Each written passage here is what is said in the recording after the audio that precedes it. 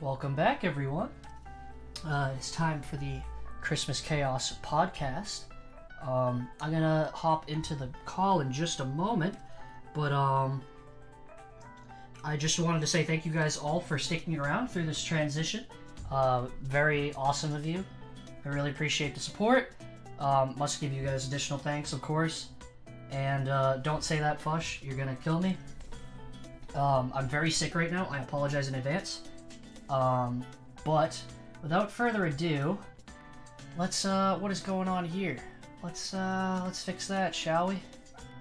Ooh, haha. Well, now on that note, I have some friends here. I suppose we will go down the list from left to right. So. For me, that is. So we'll start with you, if you want to unmute and say hello, I suppose. Maybe introduce yourself, if you please. Wait, me? Yeah? Yeah. Hi, I'm new. I played this game for a while.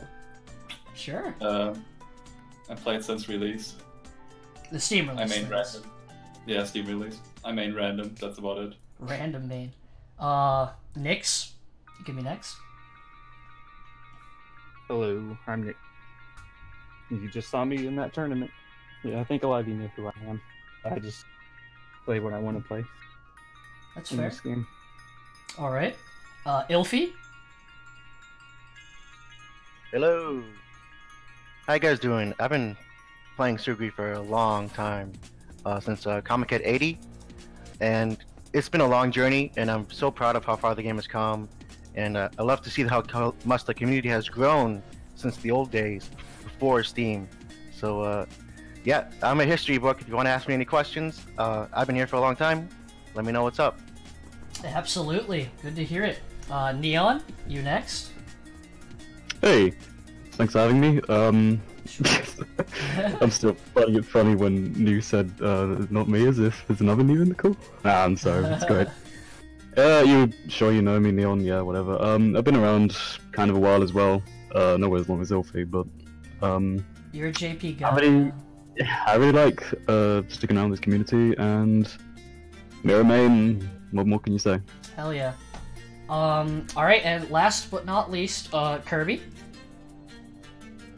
Yeah, I would say the same thing about what Ilfy said. I haven't been here too long. I've been here for about maybe a little on the same time as Lalo, almost a year. Just super into the community. I'm not too good at the game, but I'm crazy enough to want to do this stuff, and yeah, just throw money because I love this game a lot. And if I didn't find this game, then I wouldn't meet all the cool people on here. All right. Yeah. Fair enough. And before I introduce myself or what have you, of course, I do want to say that you guys need to give Kirby the biggest thanks ever, because you guys have no idea how much he put into this tournament. The stream overlay you're looking at, we worked very hard on it. The prizes, all of these chibis that you're seeing right now, these beautiful chibis on the screen, courtesy of Kelsus. Thank you so much for the promo art for the tournament that you saw during the transition slides. All 6 of these chibis here, all commissioned by Kirby. 8 copies of AOS 2, as well as other prizes. I'm pretty sure you gave like $20 as well. The list goes on and on and on. So obviously, everybody give Kirby massive thanks. He really deserves it. He's been giving his all into this. So and of course, I'm Lalo. You guys, I mean, if you're here, you probably know who I am to some degree. I hang around the Fruit Bat server a lot. I'm a moderator or admin, I guess, in the AOS 2 Discord. And I run the tournaments. This was the 20th, which, you know, happened to be near Christmas. I had a lot of very convenient timing with the tournaments. I had one of them on my birthday, and I have one conveniently right before Christmas time, so all you guys can still celebrate and enjoy some great AOS 2. Same here. I'm not the greatest at the game. I can't say that I'm a very active player either, but I try to put my support in where it's due. And yeah, that's everyone. So that being said, I'd like to also thank Remedy for sponsoring, in heavy quotations, this tournament with some lovely tracks. Big thanks. It's really setting the mood. Oh yeah. Yeah, it's great. So we got a lot to talk about. I suppose a good starting point would be, well, the tournament that we just watched for the past 5 hours. Nyx, obviously, has, he just kind of won that tournament. What do you have to say? Yeah. How do you feel about your performance? I'm really happy about that one. That was a big motivation booster for me. Not That's winning awesome. with like Nanika, that's actually really important for me. Mm-hmm. Even though I did technically use her once, but Oh, it did was you in go a against weird who? circumstance against Yugler. Yugler. That's right. It Yeah, was off stream, but I mean that was such Desperate measures. a weird situation, with the really high ping latency and all that. Mm-hmm. I'm not gonna like really hold that against that tournament that I actually had a counter pick there. But Yeah. against everyone else, I stayed strictly to Tamika, and I'm really happy about that. Yeah, I'm really proud of you, man. That everyone in chat was actually hoping you would break out the Nanako at some point. But you said no. You stuck with it, and I respect it. I could tell you really didn't want to do it, but you won a massive tournament without her. So props. I'm still kind of shaky over that one. Yeah, there were. I mean, everyone felt really shaky, especially Draymond, who took out Fush. That was a pretty big win. So I'm going to be honest, that really helped me. I mean, I'm play sure, him. definitely. That's Definitely the was a one nice person gift I for you. really feared, and Yawa is extremely good against. Oh my God, Yawa did so good lately. today. I had a just like I've never had before Yeah. in tourney. Yeah. Well, I mean, this awesome practice. I'm really happy for you. We had some other great sets today too. One of them that stuck out that was on stream was I believe it was Cough Girl versus Rufu. That one was a lot of fun to watch. It was a bit of a more mid-level set, but even then, sometimes it's great to see really close sets between two players who are really close in skill, even if they aren't the greatest players in the world or what have you. So that was that was pretty awesome. I really enjoyed that one. What do you have to say about that almost last match, Nyx? Oh, Sanik's a good friend. It didn't bother me at all that little incident happened. It was really good games. I noticed you didn't have much reaction to it, so I figured that you were cool with it. But yeah, that was really cool of you to replay that one. So yeah, I suppose with that being said, we can transition into some of the questions. How about I've got a couple of fan submitted questions, if you will. I call them fans, but really they're just community members. I'm not really sure why I said fans, but I digress. So don't laugh at me, Ilfie. Close enough. So our first question is from the one and only Fush. Thank you very much for being the first one to submit a question. That was very nice of you. And it was did I just? Yeah, I did. I just killed the overlay. XD. Yeah. So anyway, don't worry about it. I'm gonna do that a couple times because I'm not the brightest bulb, and also I'm running on 90 minutes of sleep right now, so bear with me. You can submit questions either in my DMs or in the tourney planning channel. Nope. And that being said, so who are your favorite characters to play in AOS 2? I suppose we'll do the same thing. We'll just go down the line. We can start with New. Who's your favorite character to play as in AOS 2? At this point, I feel like it's pretty hard to say. I enjoy almost everyone. It's easier to say who I don't enjoy rather than who I really like. Okay, who do you not enjoy then? Well, I actually really dislike playing Saki and Kai. I think I'm terrible with those two, and I hate Kai and Saki playstyle-wise. They just don't work with me very well. I see. So yeah, those two are just out of question. The rest of the characters, even meme picks like Sham or Ulti before she became an unholy god, Don't at me. Were like pretty fun picks for me, at least for the most part, except the matchup was like Nas or something where you just like want to cut yourself to death or something. Like, Goodness. Yeah, those are like pretty exceptions, but otherwise I generally enjoy like almost any character. Alright. Ilfie? I mean, nope, Nyx. I keep thinking Ilfie's got the Sumika picture. It's Nyx. Characters I do like. Obviously, I really like Sumika. I do like playing Nanako. I kind of like about everybody, to be honest. I personally, like, I'm gonna say like muted characters I actually don't like that might be easier. I'm not a big fan of playing Alte. Ouch. And I don't even feel Mira. That. It's just a playstyle. It's just nothing against characters. It's just they don't mesh with me at all. That's fair. I generally like playing everybody. Yep. Yeah, I have seen you definitely mess around with pretty much like every character. Sumika is probably my favorite one overall, though. I figured. Thor is probably a close second. Okay. Ilfie, what about you? When I get the chance, I usually want to go for my mains. Like, when I could just get the big damage with C or Sumika or Saki, like, it's so satisfying to really get in there. And it's only when I'm playing in tournaments that I start to doubt myself. And maybe if I practice more, I could stick with my mains. It's definitely possible. Like Nyx proved it. If you practice, you could use a mid tier like Sumika. But you know, it's just so tempting to want to just go for the top tier that feels cheap. Like maybe people disagree with Nanako or Kyoko, this and that, but it's just so tempting to want to counterpick. But in spite of that, I would say if you have the dedication, you could win with pretty much anyone, except maybe Shyam. But even that's arguable. Yeah, and I'd like to add on to that not only did we see Nyx win with Sumika, we've also seen two players. One of them did it twice, actually, one with Saki as well, who we just saw in the Grand Finals, almost win again. So that's definitely something to consider. Yes, poor Sham, indeed. Everyone in chat is giving their prayers to poor Sham. Neon, what about you?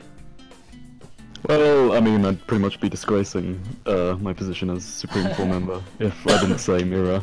It wasn't obvious enough already.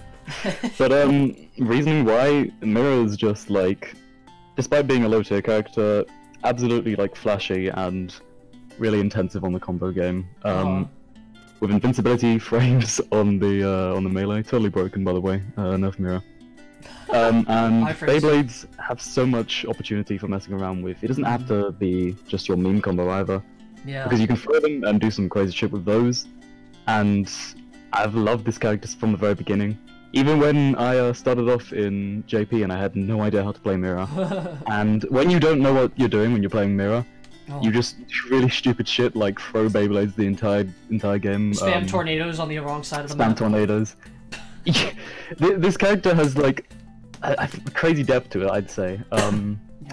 You do really need to like learn just what all these like different combo setups you have and how you can utilize them. Right. And I've loved that from the beginning, so definitely gotta be Mira there.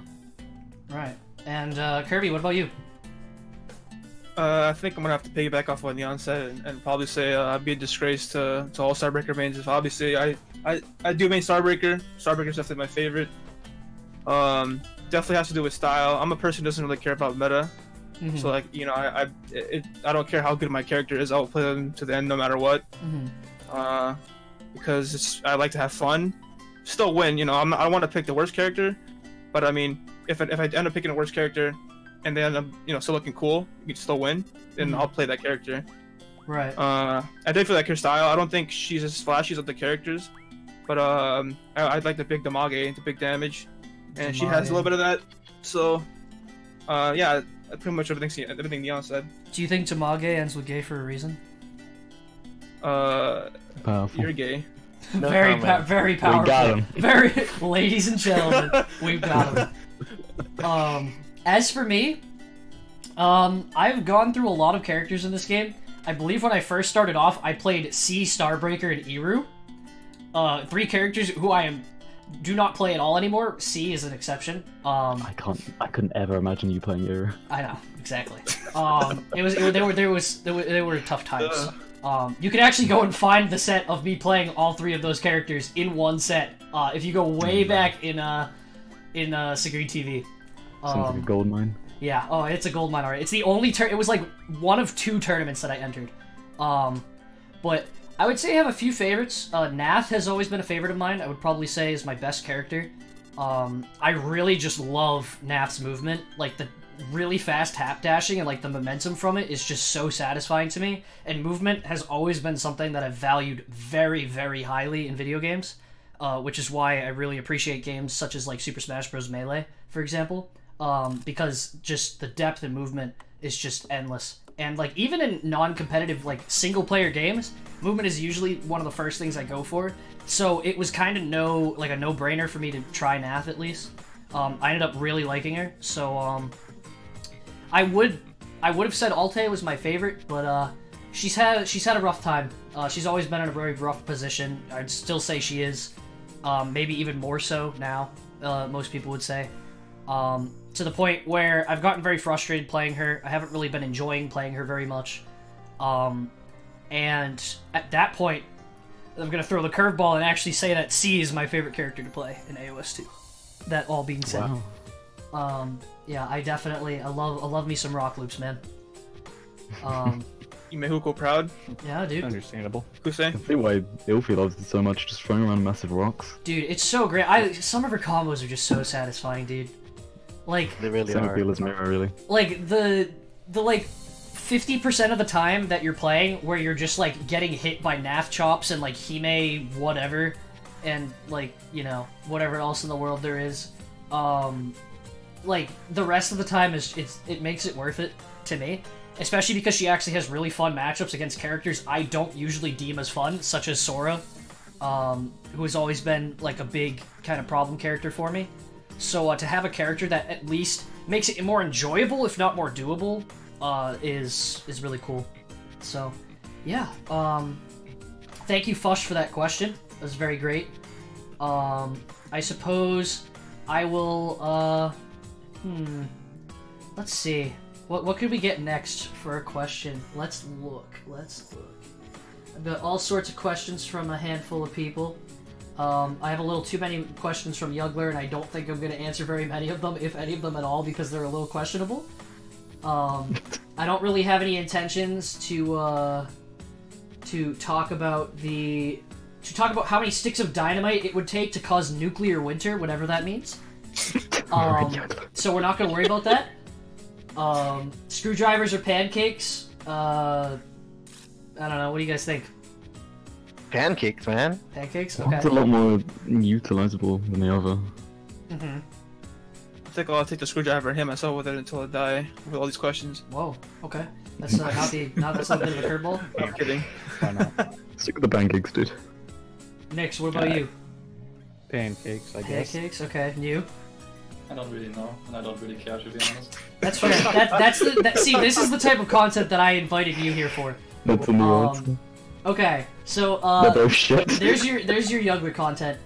So we got some questions from Taro, and I liked these ones because this was a similar question to the one that we just had, but it was a little more, you know, I guess some of the answers would change. Some of them might be obvious from the pictures that you're looking at on the screen, but we have everyone's favorite and least favorite Suguri characters, and then everyone's favorite and least favorite Sora characters. We'll go down the line and do all the Suguri characters first, and then we'll go back down and do all the Sora characters. So, New, take it away. Suguri right first? Yes. Just from the Okay, Suguri games. Or game, for that matter. Probably, like, lore-wise, or like...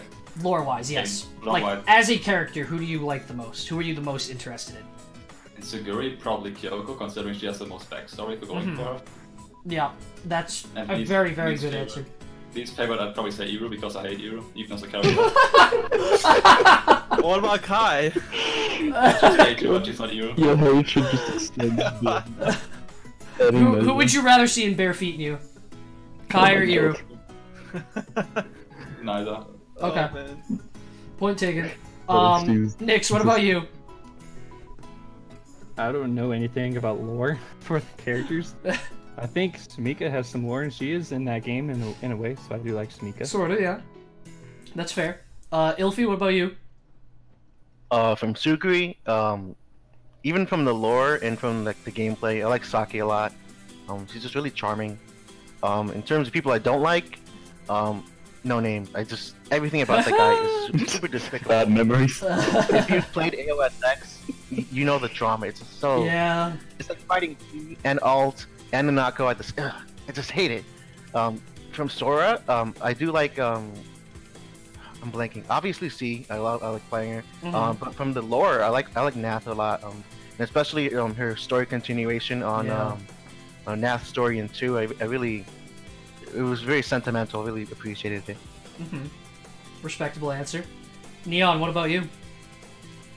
Well, from Suguri, my choices might be a bit obvious based on my character choices, but Hime has probably always been my favorite from the Suguri franchise. Kind of like an offhand sort of style, in that you fight Hime after you take down the main boss, Iku. So it's kind of like a cool idea, you know, you've got this like weird, what was it, they call him like a guardian god or something? Right, guardian god. Yeah, at the end of the game, and Hime is like this really cool, like, imprisoned deity or some shit. Uses chains and all that, massive lasers, nothing not to like. And just kind of like the character design as well, it's almost like a ballerina dancer, except with, you know, massive fucking laser beams, and, you know, it's really cool. I've always liked the design there. Awesome. And as for Sora, I don't think anyone saw this coming, it's Mira. I'm gonna take a moment to do some terrible shameless advertising and say that I even wrote like a short story for Mira's backstory. Oh yeah, that was really good. I actually do recommend that to anyone who's interested in a good Mira and C story. Actually, C is in it as well. C, in particular, C is in there as well because I really I like the dynamic between the two. And just the dynamic, like at the start of the game, you have like Alte, C, and Mira who seem to be in some kind of like cohorts there, some sort of alliance.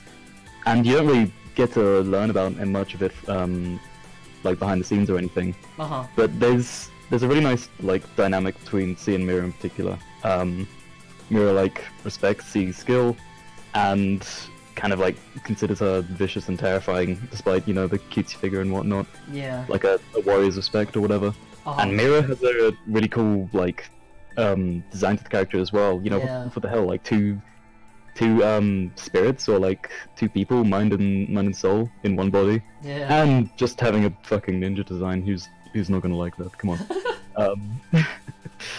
And even from the dialogue as well, I'm like keep going with this. The dialogue as well is really fun. Like Mira's capable of being serious, but at the same time joking around and enjoying the moment. And very cocky. Yeah, I've always I've fallen in love with that character design really. Yeah. So yeah, those are my two choices. Good. What about Kirby? Is Kirby your favorite character?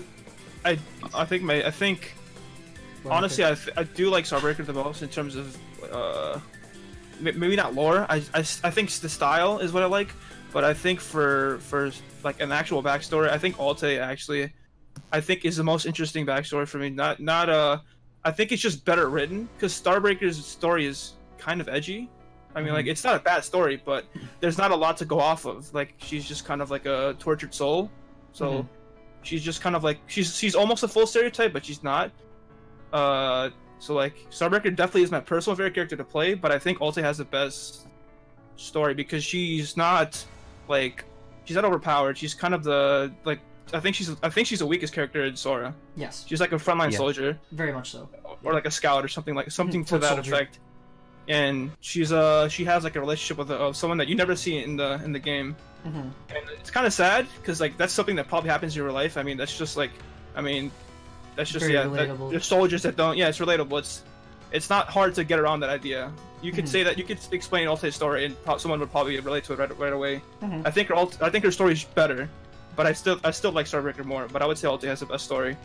What about Suguri character? Suguri character, I would say I'm not too familiar with the story, so I'm gonna have to just go with Starbreaker because On this one, that's not a Suguri character. wait, is it not? No, I loved when Sora. Sora. No, you mean AOS X Suguri, not like AOS Suguri. Just the game Suguri, like the Shifu I brands. I never Suguri, played it. Hime, I only no I never played it. I only looked at a little bit of the lore. Starbreaker's my favorite actually- Suguri character. I don't and have my an answer favorite for that. Suguri I thought you meant like That's just fine. lore. That's Fine, fine. yeah. I guess I don't like Sora. That's Suguri, also yeah. not a Suguri character. I don't like them both, to be honest. I don't like them both. I think Okay. they're like the most basic characters in the game. I'm sorry I hope for they're any Sora protagonist. Suguri fans out there. I don't think they're bad characters. I just think they're just basic. Like I don't find them too interesting. Like they're the good guy characters. They're like the Gokus. I don't like them. They're boring. So which Sorry. one would be Goku and which one would be Vegeta? Which one's edgier? Which one?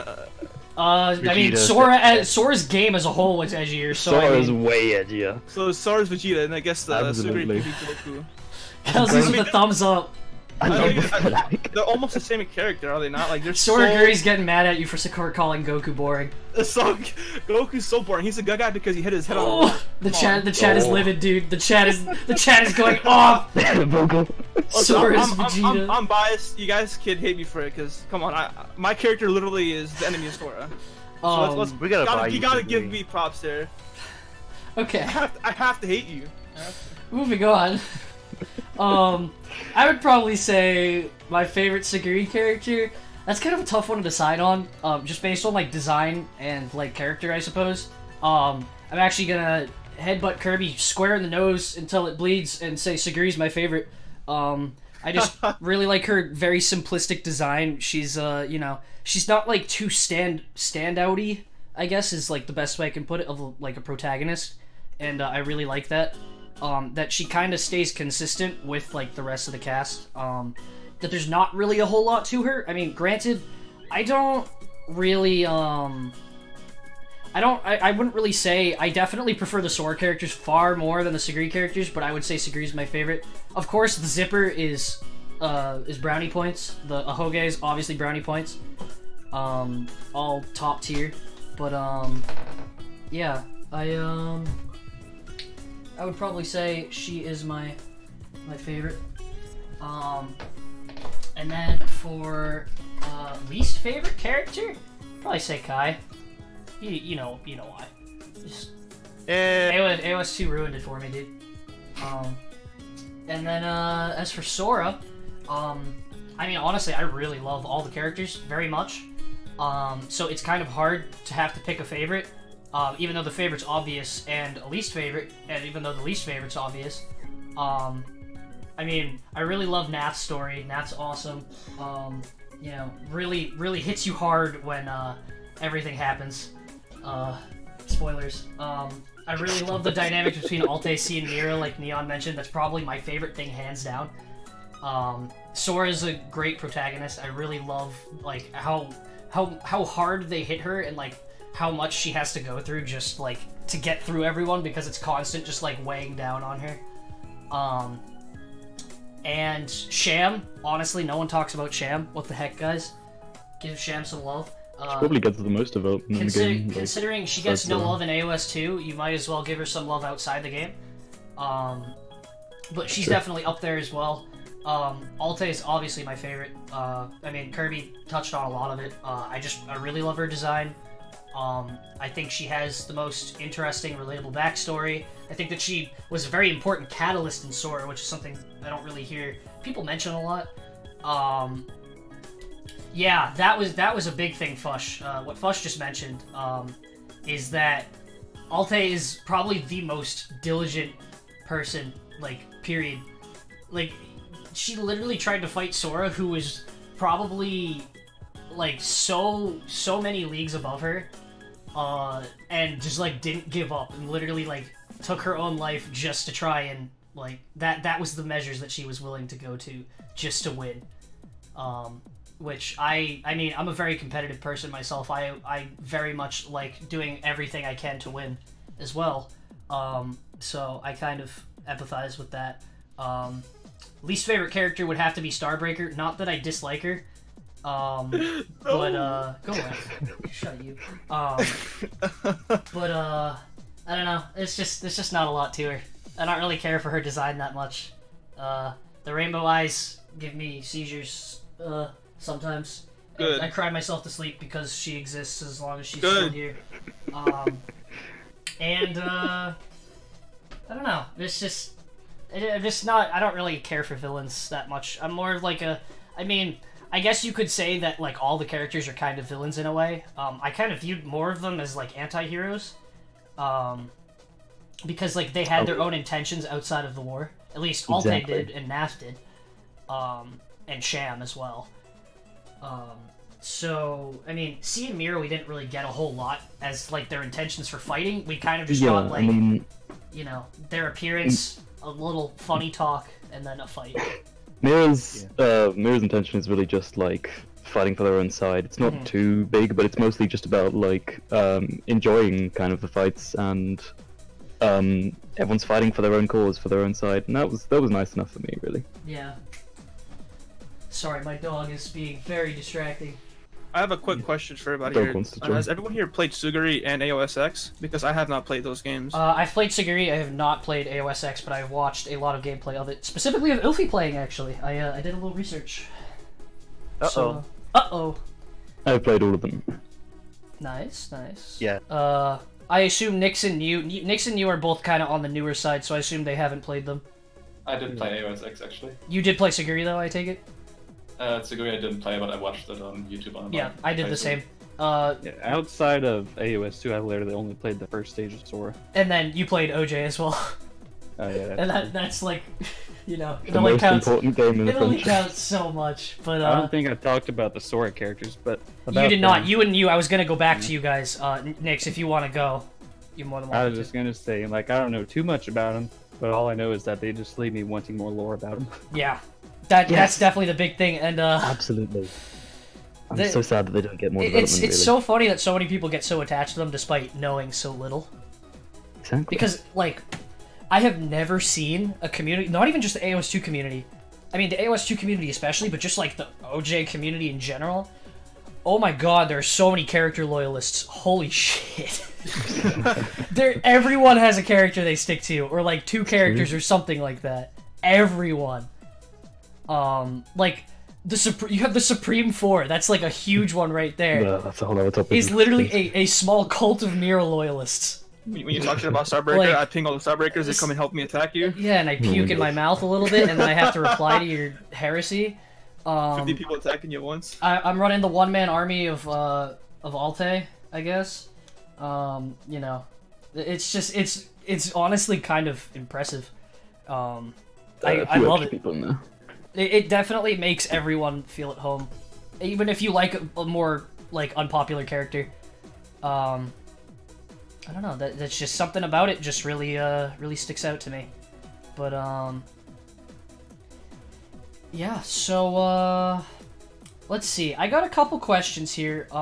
Kirby has some as well. I actually don't think you ever told us your questions, Kirby. I did. I put them earlier. I never saw them, but that doesn't matter. I'm gonna repeat them. Oh, I did see them. Never mind.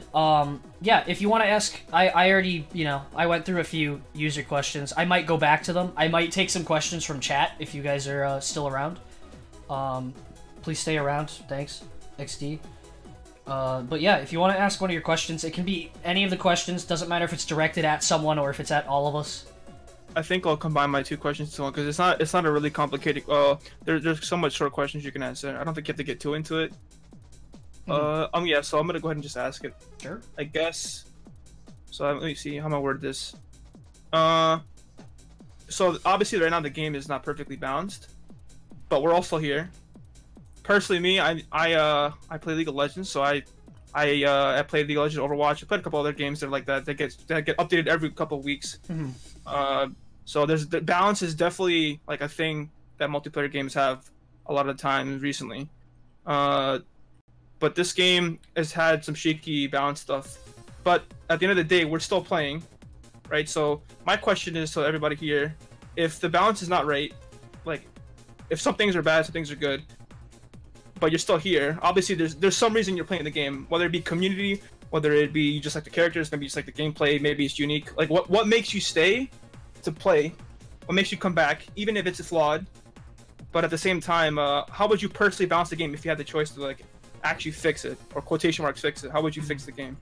It's a very loaded question, but I suppose if you guys want to try and give somewhat brief answers as best you can. I mean, it's okay if we go off on a rant. I'm expecting this to, because this is kind of like the big question that a lot of people are talking about all the time. I mean, is there Ilfie? It sounds like you want to start. So my brief answer really is just the wanna community. start That's all, I just want to get that out there. That's just my answer. What was that, Ilfie? This game definitely does have a matchups aspect. You really gotta know your matchups. You gotta know what matchups you're gonna struggle with and how to play around them. But with that, the core gameplay is so satisfying, and the community isn't at the point where everyone's only playing the top tiers. And we have a lot of loyalists, we have a lot of underdogs that want to conquer the matchups or rewrite them. We always will. So we're not really seeing only Nanako or only Kyoko counterpicks or everyone counterpicking after every single match. So I get that it's there, but the way the game is designed, it's kind of it's really hard to just get rid of that entirely. There isn't really like a full solution. I do just the diversity is something that in itself is valuable. Like for Mira, if everyone was balanced the way Suguri is, and we only had like Shotos, like we wouldn't have the Miras or the Starbreakers, or like the Sakis, and those characters are very satisfying to play. So while I get that they're gonna have those bad matchups, I think that there is some value just in having them, even if they're gonna be a little weaker than the other ones. Well said. Well said. Does anyone else want to weigh in? I mean, I've been talking a lot, which, I mean, that's just what I do. I'm a very talkative, loud person. You know, I don't want to be the one to go ranting and take off, so the floor is yours. I guess I'll just take the next spot. One particular thing that's been keeping me around recently is the community. I think, like Kirby said, and probably like some others would think, just that I really enjoy what, like, you know, sort of foundation we've established here. I really enjoy like chatting with the guys here, and it's been fun, really. Just put it simply, it's been fun to like stick around. But before that, and I wouldn't really say it's still something I have now because it's kind of petered out, and that's a whole other discussion about like why things are petering out. But one of the things that had kept me going was the idea that I can keep improving and finding ways to like utilize this game, this game is like really weird, but it's also got so much potential. Like, what is this? Like shoot 'em up fighter in an arena and all that, and like you can move in any direction you want, and open there's field. like infinite possibilities.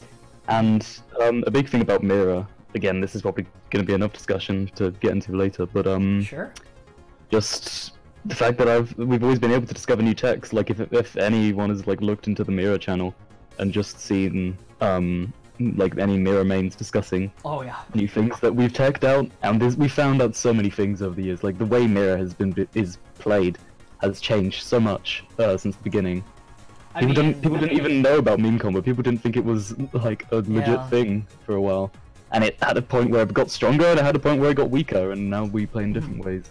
I mean, you can even just look at like any channel that Fush actively participates in, and like Fush is a massive contributor to all that. Fush's brain is like slowly growing day by day, minute by minute, and it's terrifying. Big brain, like, I wouldn't be surprised if like Fush just like showed up to like an in-person tournament one day and her head was just like, you ever see that episode of Jimmy Neutron where Sheen is like the massive head? That's immediately what my mind goes to, because it's just like it just turns into an evil mastermind that just goes around like terrorizing the town with laser beams. That's like Fush with Kai's dash weapon A. It's amazing. Like entirely. Shoutouts to Fush. You're a very valuable asset in this community. We love you very much. Absolutely. But if I had to like add anything to the balance aspect, like what would I change about the game? Yeah. We have a lot of ideas, and a lot of things are thrown around. Yeah. Yeah, a lot of things thrown around, and we've kind of got like there's sort of like an assembly of veterans in the game who they have the ideas of what they want to change, and the problem is that we're kind of too ambitious, and I don't think a lot of the things we want to get changed in this game is reasonable, considering like how much time can be dedicated, how much time can be like offered towards this game.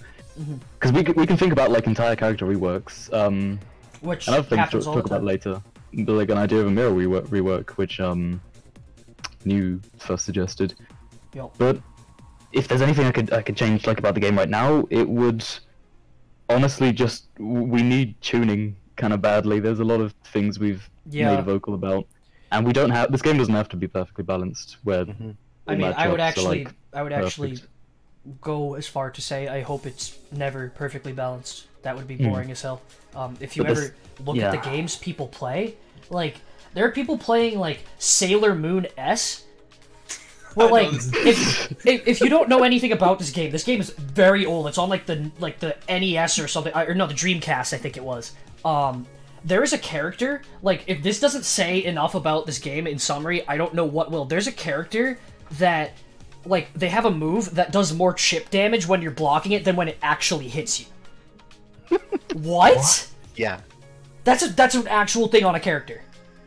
Like, it's just things like that just don't make any sense. Like, you look at, I'm gonna bring up Melee again. Fox and Falco have a frame 1 move that is invincible.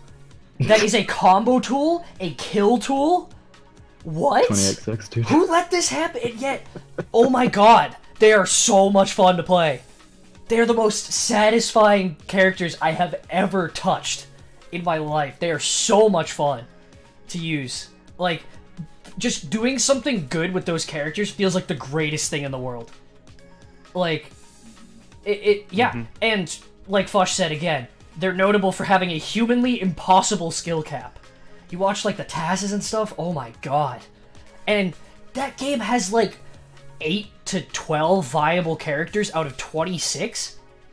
And like, people look at that and are like, oh my god, that's disgusting, I'm never gonna play that game, that looks like shit, what if the character I want to play sucks? I mean, and it's the same deal with AOS 2. You look at the tier list and it's like, oh man, everyone considers Alte and Sham trash tier. You like got to like winners semis or winners finals using only Alte and like was destroying people with who was considered the second worst character in the game at the time by many, most if not all. Like that, he's done well with Starbreaker. Nyx just won a tournament with Sumika. Like honestly, if you ask me personally, I know that we talked about how I think I saw Draymond mention in chat something about that it's kind of hard to say, or like that he doesn't think that the characters that are winning are as bad as people are saying they are, which is a fair argument. However, I'm going to counter that with my own opinion, which God forbid that I have one, that the reason why these characters are doing so well is because our community is very small. It's not developing at a rate that most games would, at least in my opinion. They're like, you know, Saki's aren't running into Kyoko's and Iru's left and right. We did see Sonic beat Ilfi's Kyoko earlier today, so I definitely will give him massive credit for that. That was really good. We don't see Iru's terrorizing Saki's in tournament. There are characters that are just missing from the equation entirely. Like some characters only get picked as counter picks. You look at Nath. Yeah. You look at Iru for a lot of the time. You look at you know, there are characters who are picked specifically because they cannot be counterpicked. You look at, like, old Hime, who is a very, like, fail-safe character. Kai, to an extent. Only character that really beat her was Iru, and then clones got buffed, and now rip Suguri, Iru. honestly. Suguri. I think Nope will probably make fun of us for saying that. But she's always been, you know, a very consistent character. I think she's always been very good. Sora has always been fairly consistent. She's a couple of shaky matchups, but overall she's still just like, aside from the 120 patch, she's just been such a terrifying character. Oh my god. You know, it's just there's like there's so many things going into it, but one thing that always set me off as a new player was the very counter pick heavy nature. That has kind of gone away, but at the time, the meta was very counter pick heavy.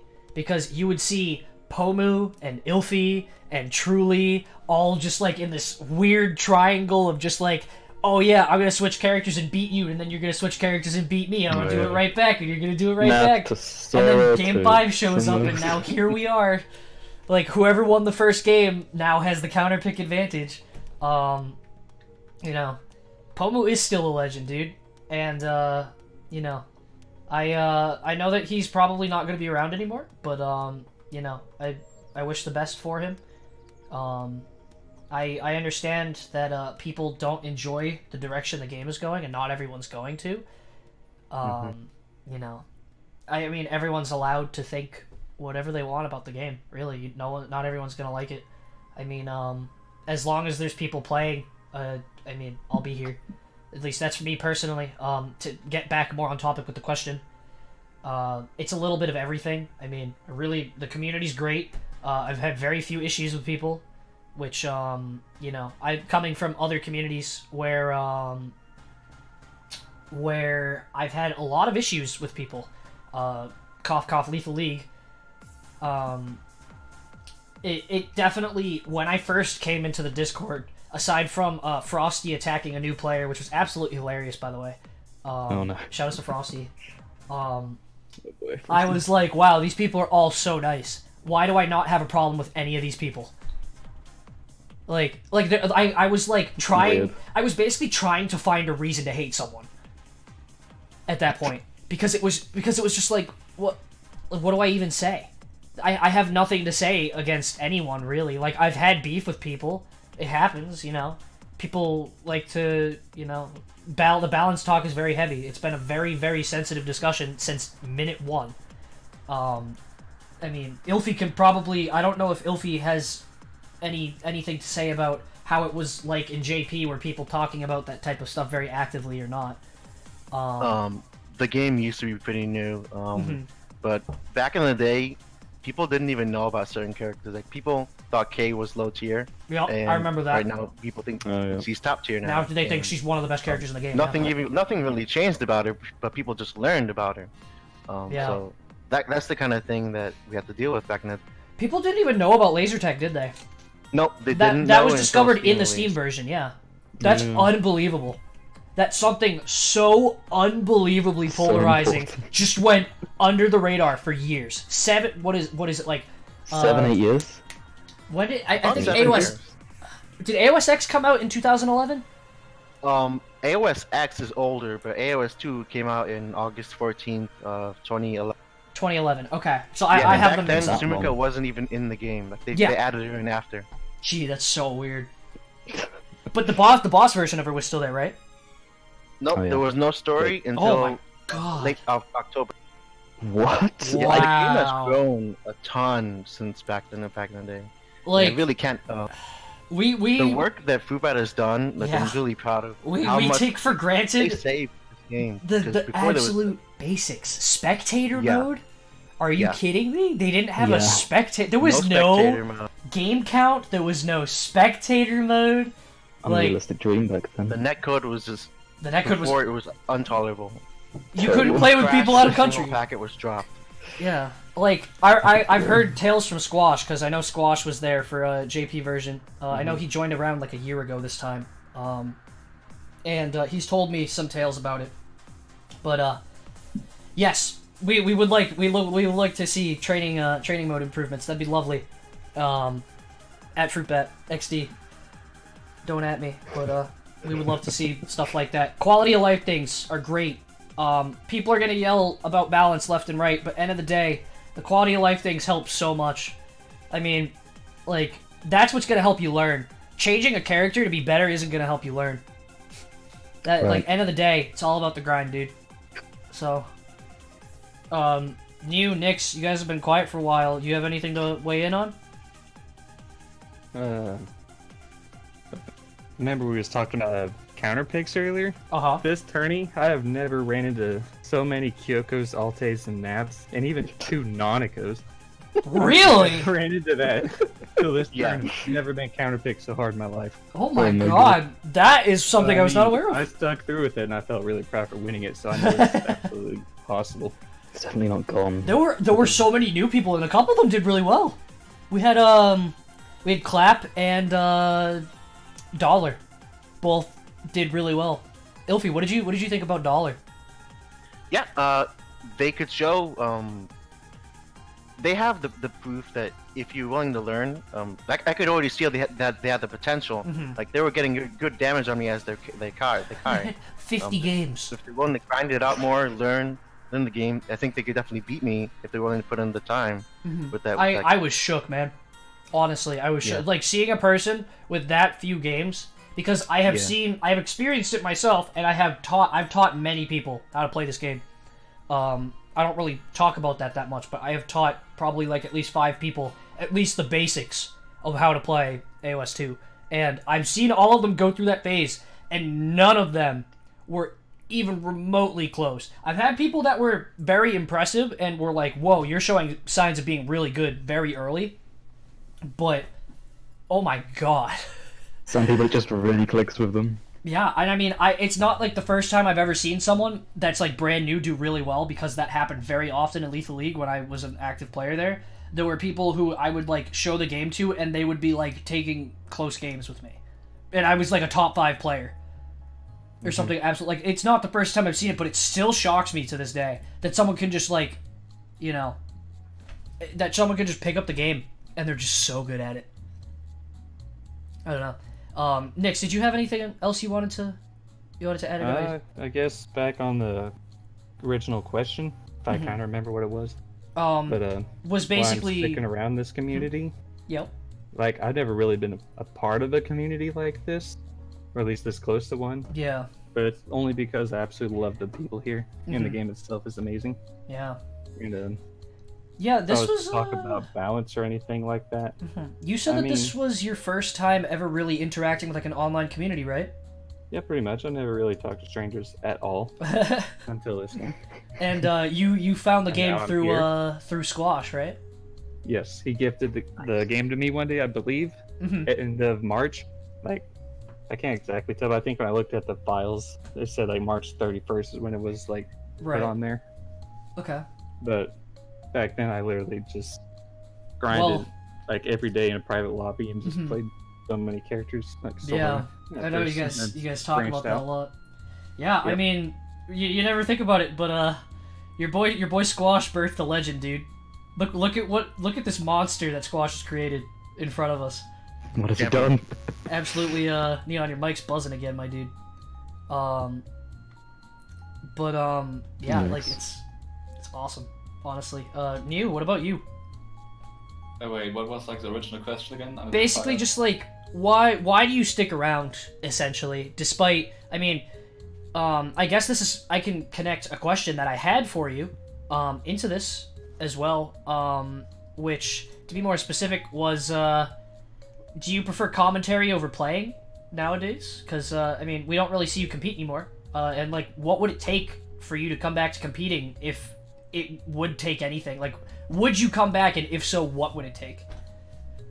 I have like a couple of reasons why I actually don't like participate anymore.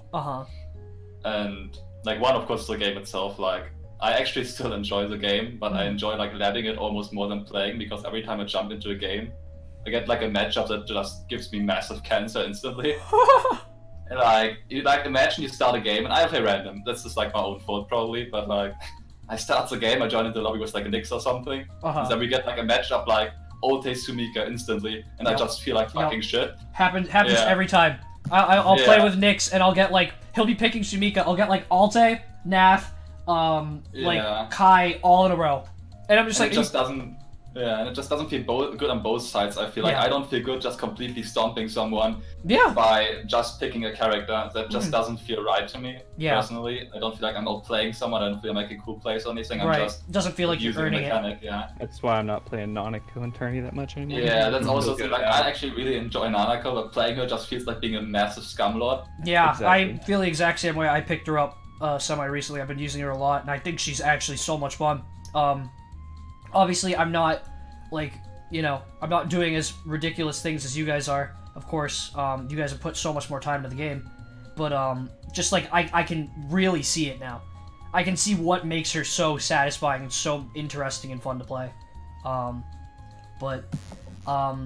I mean, then, I guess, of course, the, Did you have other reasons that you said you had a few? Well, another reason I was like, I feel like it might be a bit scummy to like mention this, and I feel like a bit like a dick, but some people have like, I want to say connection is like not very tolerable, and some people have like not very good computers, and I feel like a bit like an asshole, but I don't think that's understandable. I don't feel very good about myself if I lose, if the game literally freezes when they use the hyper. Like, that's very frustrating, especially if I try to play seriously in the tournament, obviously. Yeah. If I then play against, like, I'm just gonna take a set that I actually mentioned where this happened, like against Karnane, where I played Suguri. I mashed my head against the table, I was so upset. Yeah, I feel that. I just imagine, like, a montage of you just, like, slamming his body against multiple surfaces across his house. Yeah. Just, like really poorly edited, jump cuts everywhere. Yeah, like that match alone, it frustrated me so much. I was like, actually, I was so mad. The Nanako picks that happened after, that wasn't random. I was like actually pissed. I picked that angry Nanako because I was like, no way I'm gonna like give chance, like put more up to chance. No more of this shit. This person, yeah. What's the most tolerable MS for me? Like 30. Really? No, I'm kidding. I play with Cough Girl all the time because she was one of the people I taught, and I have like 187 to her, or something like that. We play on like a fairly regular basis. Scary to me, honestly. Yeah, having to fight Nath in 190 delay. It's hard. Yeah. My Stalgo is like 100. Jam can tolerate 2500 ping, dude. I wonder why. Oh, wait, no, that was Reverie. That was Reverie. Oh, man. Dude, that set killed me. Oh my god. Oh my god. That was actually so funny. I felt so terrible for Lab, but, like, what could I do? I had to DQ them. I was so glad they weren't like making a big stake about it and that they were being super respectful, because I felt so bad, and that would have ruined my whole day if I had to kick them out and they were like, "Fine, if you say so, you jerk." Bunch of weeb losers with your giant zippers and your pink hair, you stupid crystals on your chests and the. It's a fair argument, to be honest.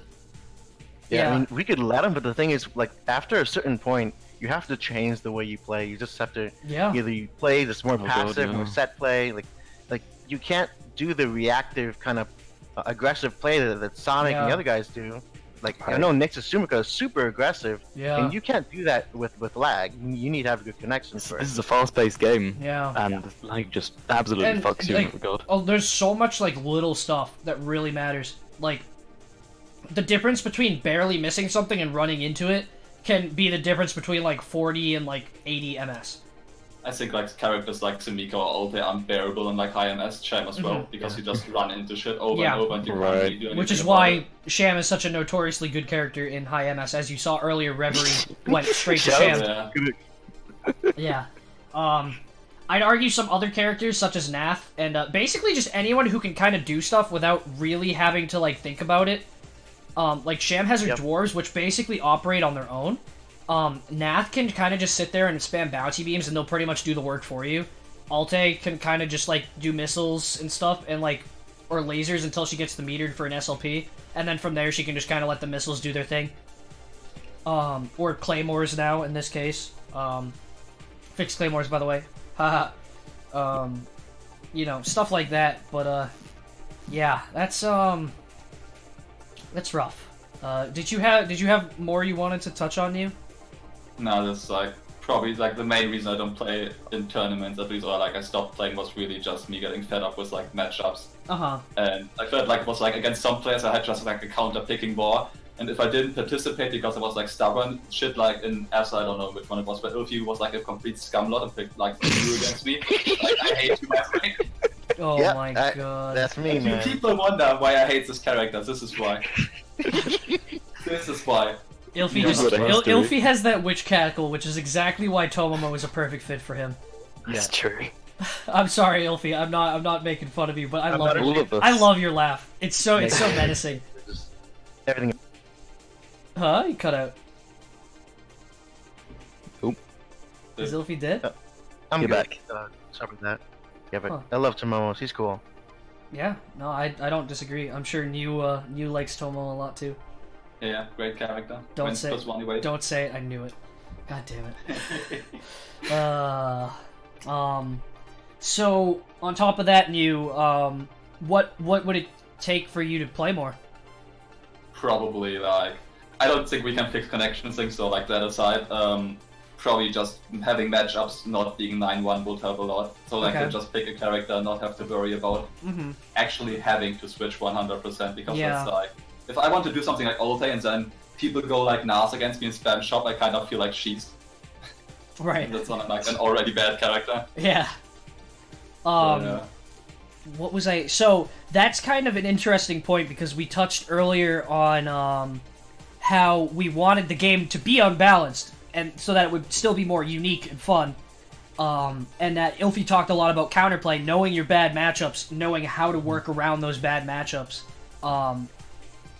But even then, like, what is too much unbalance? What is too much balance? Because like, there comes a point where it becomes unbearable, because some characters just completely demolish characters in every single way and shape and form. Like, Alte has been changed very, very, very drastically, and she still gets destroyed by C and Nath. Like, people are saying she's top tier now. What? She was second worst? So. I disagree personally, but this is what people are saying. I had several people in chat say that earlier. I still don't think she's that good personally. She might feel cheap, and a lot of the characters, not just the top tiers, can feel like a little dishonest, but it doesn't. That's not enough to be good. Like, if you have these counters that you have no answer to, you're just gonna get bopped. Like, and at that point, you should either like it really just comes down to, like, if you want to play Alte, it's like, okay, well, C and Nath exist, so you should play like Kai or something to counter them, or Sora, for example. But then, oh wait, those characters both just have a better matchup spread against even some of Alte's good matchups than Alte has. So like, why wouldn't you just play that character instead? I think the best comparison you can make is to Kyoko. And the reason why I would have had Kyoko at A tier on my old tier list before the beta patch. I don't know what happens afterwards that. But the idea that a character can have matchups where they're like really strong, and like their kit is just good, because Kyoko's kit has always just kind of been like that. The whole pylons, throwing a ton of meter, and then using your melee thing. Right. And then you can have few select matchups where you're absolutely terrible, where you just get completely demolished, because the enemy has something that see them more often than the good matchups. Chances are. Yeah. So, and I would have placed Kyoko at A tier, because she had, you know, only a few where she was all that bad, and in all of the rest she was like crazy good. Yep. And you can kind of make a similar case for Alte, in the sense that she's still got like a few matchups where something that the opponent has just counters her hard, like immediately removes SLP. You can even take note of the fact that it's pretty much the same two characters. Yeah. Claymores. I mean, Hime would have had Warbang, doesn't have it anymore. So that's one thing. Which is another thing that I do want to touch on at some point. Right. But because Alte just came strong apart from that. Yeah. Nope mentioned it earlier on commentary, but it's a good thing to talk about on here, I think. Just because it's a very it's a very good it's just a very good thing to talk about, I guess. I don't know. Though we have been kind of balance heavy at the moment, we might want to switch up a bit and then come back to it. Sure.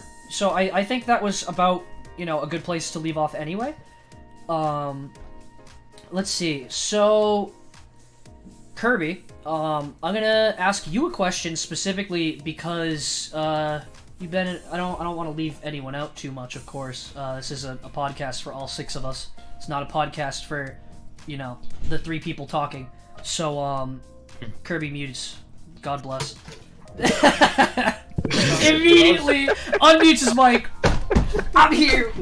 What's going on, everybody? Kirby J here with my new Minecraft parody, Fortnite professional gaming Welcome video. back, dude. You don't want to hear my AC, I'm telling you. Okay.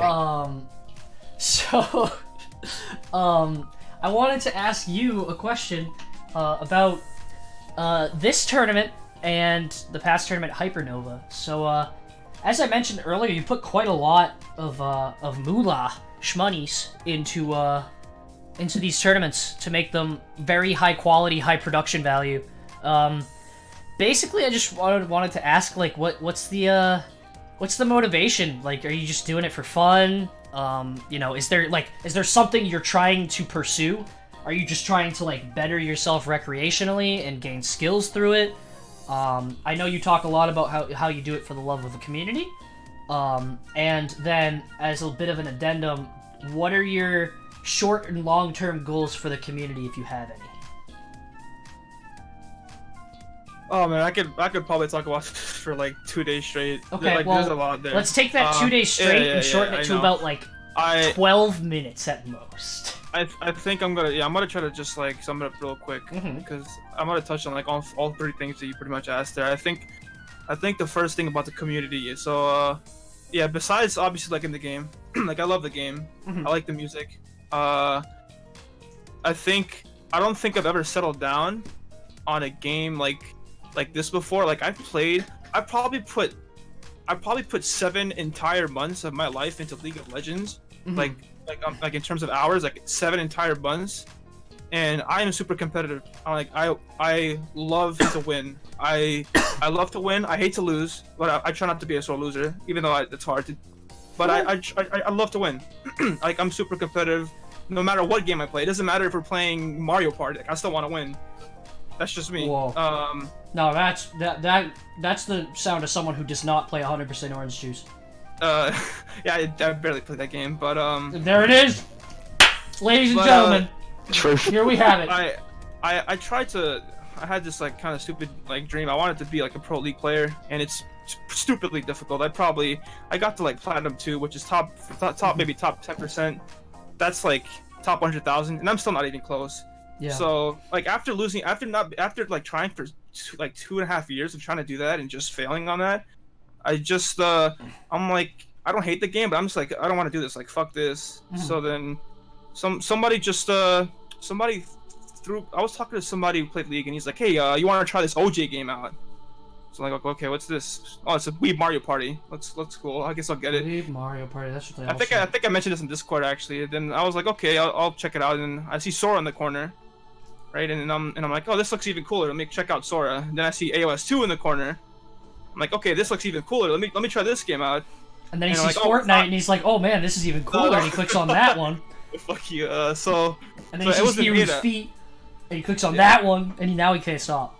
It was in beta actually. I actually didn't even. That wasn't in beta. It was like a month before beta, and then once I got into the game, once I actually started playing the game, I immediately like just fell in love with the game. It's probably the only time I've ever just wanted to jump into a game, just because I like the game, not because of friends, not because of like me being competitive, not because I want to. I don't know, like just communicate with other people. Like I genuinely love the game. So when I came in here and I also found out the community was also cool and not terrible, I'm like, wow, that's like that's a huge bonus. Like I love the game and I love the community, and the community is actually cool. Like that's the best mix I could ever have.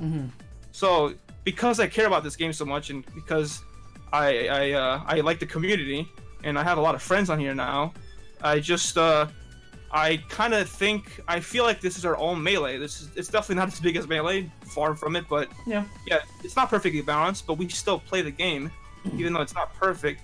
And some people leave, some people come back, some people stay. But I put so much money into this, and I try not to put so much money into the prizes. Like it's not the only thing I want to do. I definitely do it as an incentive for people to join, but I also try to pay artists, because I know that a lot of people on our Discord are artists, and a lot of people are shy. A lot of people that play these kinds of games don't have, like, you know, maybe they're not I'm not saying they're socially inept, but they just, you know, it's tough. Like I had a tough life, and And like coming on here, I talked to a lot of people in DMs and a lot of people who are artists that talk to me and they tell me like, you know, stuff, and that's I connect with people. It's not like I'm just making a tourney and I want to have like a shout out and oh, it's me, it's my tourney, I have all these prizes. Like that's why I personally wanted to work with Lalo on this one, because the last one it was just kind of me and I still kind of messed up, but I kind of tried to do everything on my own, and that's why this one I was happy that we got so many people to work together. It wasn't just me, it was Lalo, it was Rem, it was Golf, it was Squash who helped with the bot, it was I'm missing a couple of people, but it was a lot of people. You know who you are. This was not a one-man thing, so I don't want to take credit for this. Like I always tell Yake, like I will support this game like to the end, till this community dies. I will support this game because I feel like I'm at home. It's not like it's kind of cheesy nachos here, but everyone here is cool. Cheesy. There's been a few, you know, arguments, but like to be honest with you, even those are resolved. Like I think everyone here is just really nice. Everyone's cool with each other, and that's why I'm super down for meeting people, like at Combo Breaker or whatever you mentioned before. Like I'm so down to even do something like that, and that's a big step. Not a lot of people are willing to go to support a game, you know, in real life. You know, go out and actually go to a venue. So yeah, I think it's just a lot of it's personal, but a lot of it is also just the game is great, the community is great. Yeah. And yeah, I don't want to continue anymore. I think that's pretty much it. I think that's everything I wanted to say about that. That's it's very well said. And did you not have? Do you want to talk about your goals at all? Are those personal, private? Well, no. I mean, they're not. I don't think they're private. I mean, I've been really open about it, and I've told you, and I've told Yake. I'm like, hey, you know, maybe, you know, this is just my own. This is my own personal dream, but you know, we got to 76 viewers today. That's like the biggest viewership we had. I think Squash said it was even 78 at one point. Yeah, it might have been 78. Yeah, and we've maintained around 39 to 41, roughly, or 49. Even still, so, it's still. We're it's at still like 30. crazy. Yeah. Yeah, we went from, I think the highest we had was 41, which you had. You topped my 39, which is cool. Yeah. And Hono gave us a shot. Gave your tourney a shout out, which is even cooler. That was big. I remember seeing that for the first time. That shocked me. I didn't even care for the sponsors. I was just like, wow, Hono noticed us. That's awesome. Just like seeing the notification on my phone, even I was like, what? Hello? And, like, are you kidding? So, like supporting these artists and supporting like I obviously you don't get not art is not free, you know. So like when I personally support an artist and I get a piece of art, or I ask someone to help me host something and I try to give them something back in return, I personally feel good about that, because I'm not trying to be corporate. I mean, this is obviously all community run, so like everything I do is like personal connection to somebody. It's like corporate in the least corporate way possible, which is basically just like grassroots entirely. So I mean, I hope we get our own Melee community in the future. Like, you know, maybe we're at EVO one day. I don't know. I don't know. I'm not gonna say it's possible. AOS 3 at EVO win. I definitely will try it. I will go until the end. And I know a lot of people tell me I'm crazy, and I like that. If you tell me I can't do it, I'm gonna want to do it even more. You're batshit crazy, dude. So like, you know, that's definitely my long-term dream, but if I can't do that, then that's fine. Let me just make the community bigger, because I know OJ is a pretty big game, but obviously, you know, they're focusing more on that, but that's okay. We could probably stay around for a while. I don't know how much bigger we'll get, but we'll hang in there. I think we'll be okay. Nix is gonna send out a Leffen tweet, I will win EVO. And then 2 years later it's gonna happen 100%. I believe, dude. You'll get there. Yeah, just pick Nanako now. There we go. Oh man. Yeah. What else? I want to try and bounce around. I apologize, we're kind of switching topics left and right. It's very late for my good friends Neon and New, and I'm sure they're probably dying in their chairs right now, and I deeply apologize. We will probably wrap up fairly soon. If you guys need to head out for whatever reason, I totally understand. I'm sure the stream will understand too. So, you know, we really appreciate you guys taking this much of your time out just to be here. It's honestly, like, really appreciated. And yeah, I mean, I guess, Neon, I'll give you your question now, just in case. Hey, yeah, right. But, so, we've been mentioning this group of people right? The Supreme Four, was it?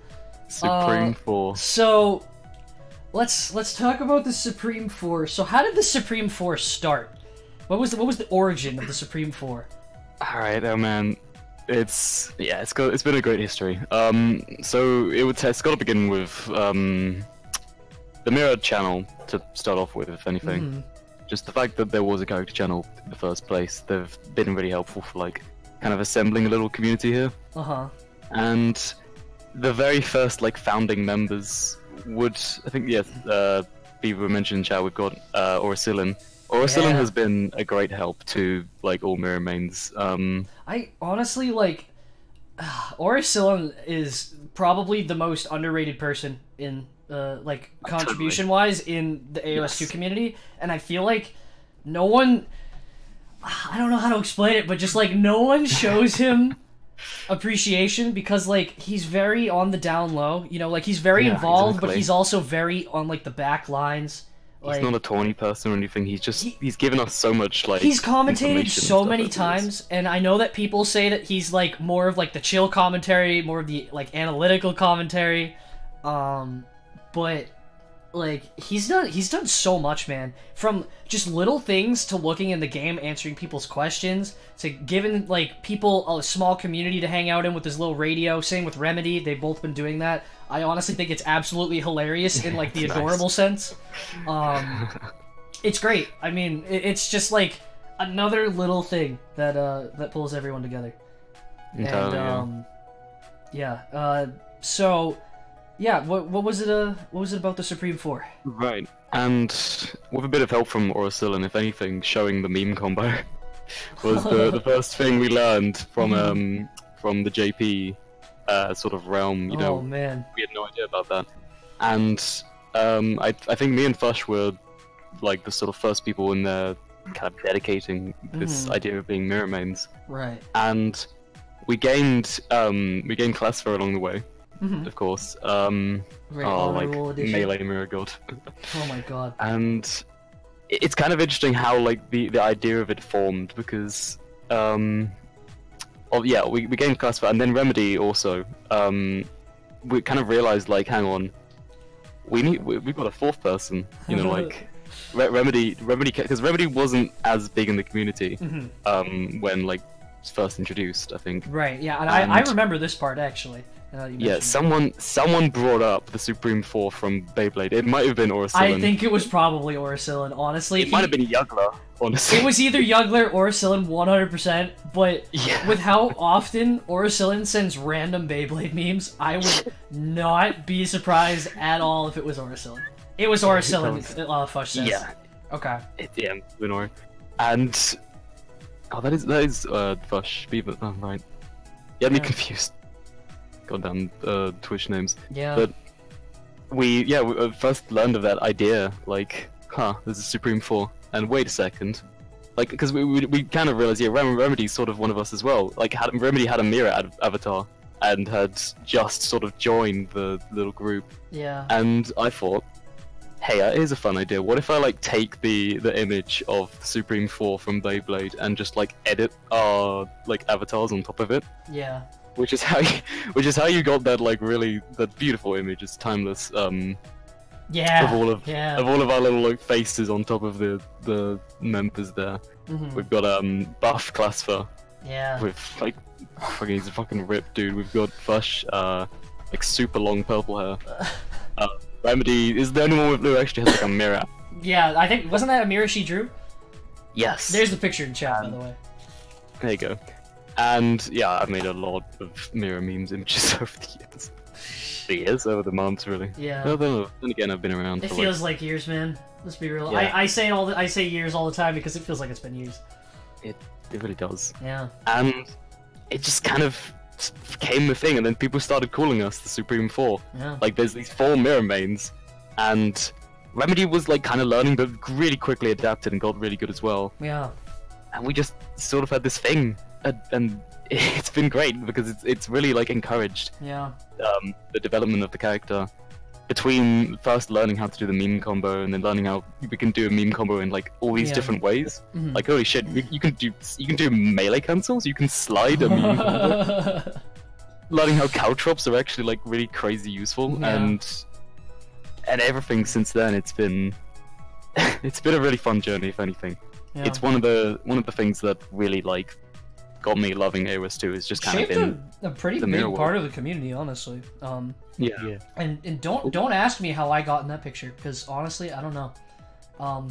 So somehow I ended up becoming the protagonist, even though Mira's probably one of my worst characters. Oh yeah. You framed yourself to be a Mira. I mean, I still would say, I mean, I really like playing Altair and Mira because they're my 3 favorite characters from the OJ series entirely, in that order. Are my top 3 favorite OJ characters. And I mean, I really wanted to play Mira.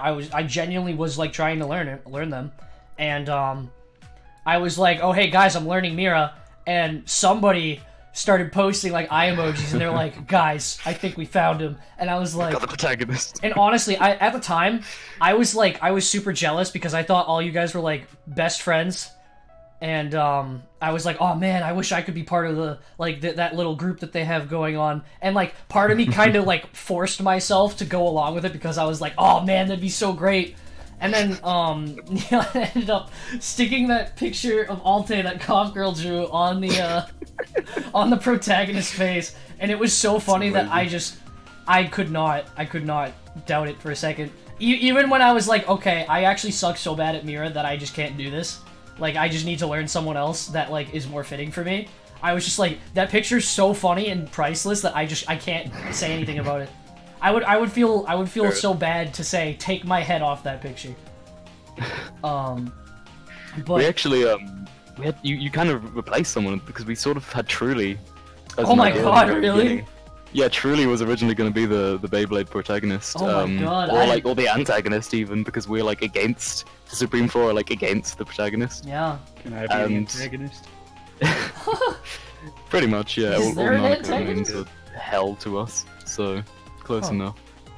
But it's developed like a lot over the years, and there is kind of like a friendship aspect of it. It's just, you know, everyone's like really nice, and I've loved it. Yeah, awesome, man. I mean, I think I knew most of that. Some of that was new to me because I wasn't really there for the very, very, very beginning of it. I would say probably around the part where Remedy hopped in was roughly where I was like new and started playing. Right. But yeah, that's awesome, dude. I really, I genuinely like, that's such like a big part of the community. It couldn't not be talked about. I have another kind of related question, and I'm kind of curious what all of you think. But if the Supreme Four was never centered around Mira, who do you think the character would have been that it would have been centered around, and why? If not Mira, who? Wow, like, I've been thinking about this for a long time, actually, and like, I think if anyone had an answer to it, it'd probably be Fush. Oh my god, I actually knew that Fush was going to answer with Saki. It's a really good point, honestly. And Sora was my choice as well. I was thinking either Sora, C, or Kai, just because like they're all kind of, you know, Sora is a definitely very influential character, for better or worse. Whether it's fame or infamy, she definitely has left her mark. I do have to particularly agree on Saki. I think Fush is right in saying Saki because the two are like very similar. Besides like Beyblades and tambourines looking kind of similar. It's the combo game. Insane combos. Yes. Oh my god. And there's so much development that's happened over the years. Sonic plays, dude. Oh my god, I love watching Sonic play. He's so do absurd things with Saki. Like every time I watch Sonic play, I learn something new. That like I just never like. He always keeps me on my toes, and I'm not even playing.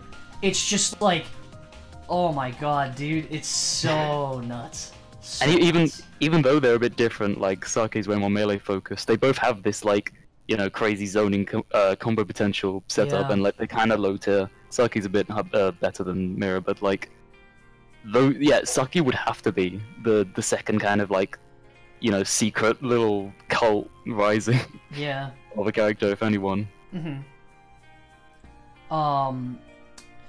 So, not to trail off too far, because I know we've been going for a while as far as the podcast goes.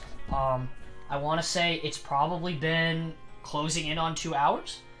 I'm sure that you guys probably still have a few questions. I have a couple of quick ones that were sent to me from Nope and Jeramin. If you guys are interested in answering those. At the very least, I would like to... Ilfy says he has tons. I more so guess I have a question about questions for Neo and Neon. How much longer are you guys willing to stay with us?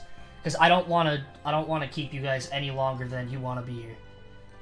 I'm fine to stick around as long as like an extra hour, probably. Okay. What about you, Neil? Even longer.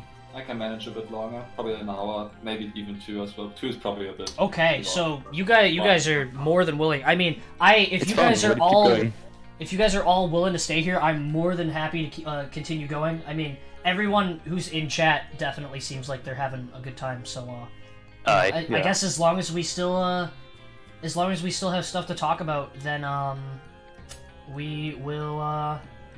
I guess we'll keep going, but I reckon we're both happy to like sacrifice the hours for that. Yeah. It's still, you know, still a lot of fun to be had with this. All right. Yeah, that's fair enough. I really want to hear that question you had for Ilfy. Back in the day. Oh yes, I have a big question for Ilfy, and I know you guys have been staring at this giant thing in the top left corner all this time and have been wondering what the hell is that. I'm probably gonna let it play while he's answering it. I do want to take care of these quick questions because they're kind of easy ones and probably like would be relatively short answers. I'm gonna take the second one that Jeramin gave me because I really like this question.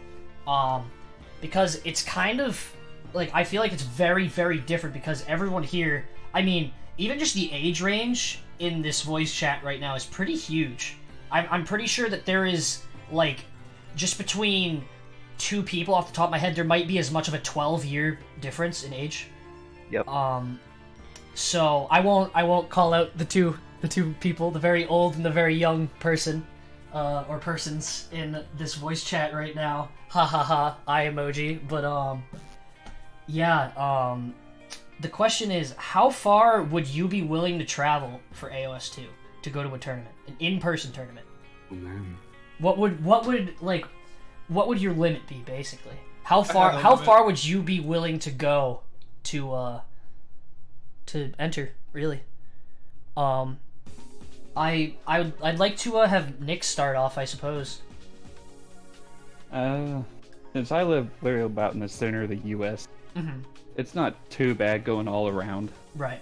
But I know Squash has actually been talking to me before about if we went somewhere for this game, that we would go together or something like that. I would totally be down to do that. Yeah, that sounds like it'd be a blast. It really depends on my job too, but that should not be an issue. I'd love to one day. Right. Yeah, hell yeah. Would you ever be willing to travel out of country, even? I mean, I've never done that before. I've never been out of the U.S. I'm in. That'd be interesting. I'm in the same boat there. Not sure.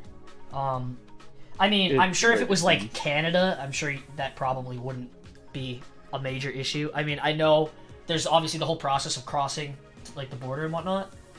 As far as actually going, like flying to another continent even, that's a whole nother story. But yeah, that's questionable, but kind of wait and see on that. Yeah, I think it's a very situational question, but you know, I guess we'll have to see. Yeah, I'm not sure about Combo Breaker anymore because Jake actually, the reason why Squash was running the bot today is because Jake is actually moving to Georgia, I think, right? Yes, I'm almost certain it's Georgia. You guys can correct me if I'm wrong. But he's moving. He's gonna be East Coast now. So yeah, he's away. But you know he's doing well. I mean that makes him very far away from Combo Breaker, of course, which he was very close to before, which was kind of his big, you know, his big thing was that it was so close to him. But you know, I suppose as for me, it'd probably be similar to Nick's. I think it more comes down to how much money I have though, and the timing are two very important things. I mean, I know that I could get the funding if I really put my mind to it. To really, I mean, honestly, I think like as long as it was either in the U.S. or Europe, I could probably go. I mean, I've really wanted to go to Europe at some point because there's a lot of very interesting stuff over there. At least from what I've heard, the farthest I've ever traveled is Canada. So, you know, I'm a North American bound lad. But yeah, I would say probably anywhere in America. Probably most places in Canada, depending on the costs, really. I mean, especially because I understand that, I mean, if there were an in-person tournament, I would want to at least be involved with the actual makings of the tournament itself in some capacity, whether it be running it, organizing it, you know, like helping manage it even. But, yeah, as far as a LAN tourney goes, that would be, that would be how I feel about it. New, how do you feel about it? I feel like you have a very interesting answer. Well, I don't really want to say where I am for obvious reasons, but yep, that's no problem. I totally understand that. I don't think I can really at the moment leave my place because financially I just don't have the resources. Yeah. If I had them, I might. Yeah. It's very hard for me to say. It's like not very imaginable for me because at the moment, like I don't want to talk about it, but my situation is like I can't really go anywhere. Yeah. If I could, I probably would. So, like, if I actually had all the resources I could get there and back, I'd probably do it. And if you could, I mean, I won't obviously, due to your own, like, to respect your own privacy. I mean, people know you're from Europe. I mean, that much is obvious. I won't say where in Europe, of course, but would you travel to America? Even if there were a tournament there, would that be pushing it? If you had the resources. If I had them, I might. Like, it sounds interesting. I don't know if I'd probably maybe I'd tag someone with me. I don't know if I'd go alone, but yeah. Have you been to America before? Never. I never left my place ever. Okay, that's fair. Well, I did leave it once, but it's like forever ago, and it was only like to a country nearby. I see. Okay. And I mean, I won't be too surprised by Ilfy's answer because I mean he's already done it. Oh yeah. Oh yeah. Oh man. And like, I mean, back in the day. That's what I got up here, ladies and gentlemen. That, yeah. Oh, yeah. He found a little bit of research to hook them up. Yep. Like back in the day, you didn't get a choice. Either you drove or they lived like right next to you. Yep. And I just love the game so much. Like the core of it, you have this really satisfying movement. Like whenever I'm playing, I never feel like I don't understand. I always feel like I know what's going on. And just, as long as I can execute, then I could win. Mm-hmm. So this is definitely my favorite game of at least the last 10 years. And yeah, wow. If it ever comes to Evo, I will go. If it ever comes to CEO Otaku, which is down in Orlando, I'll probably go there too.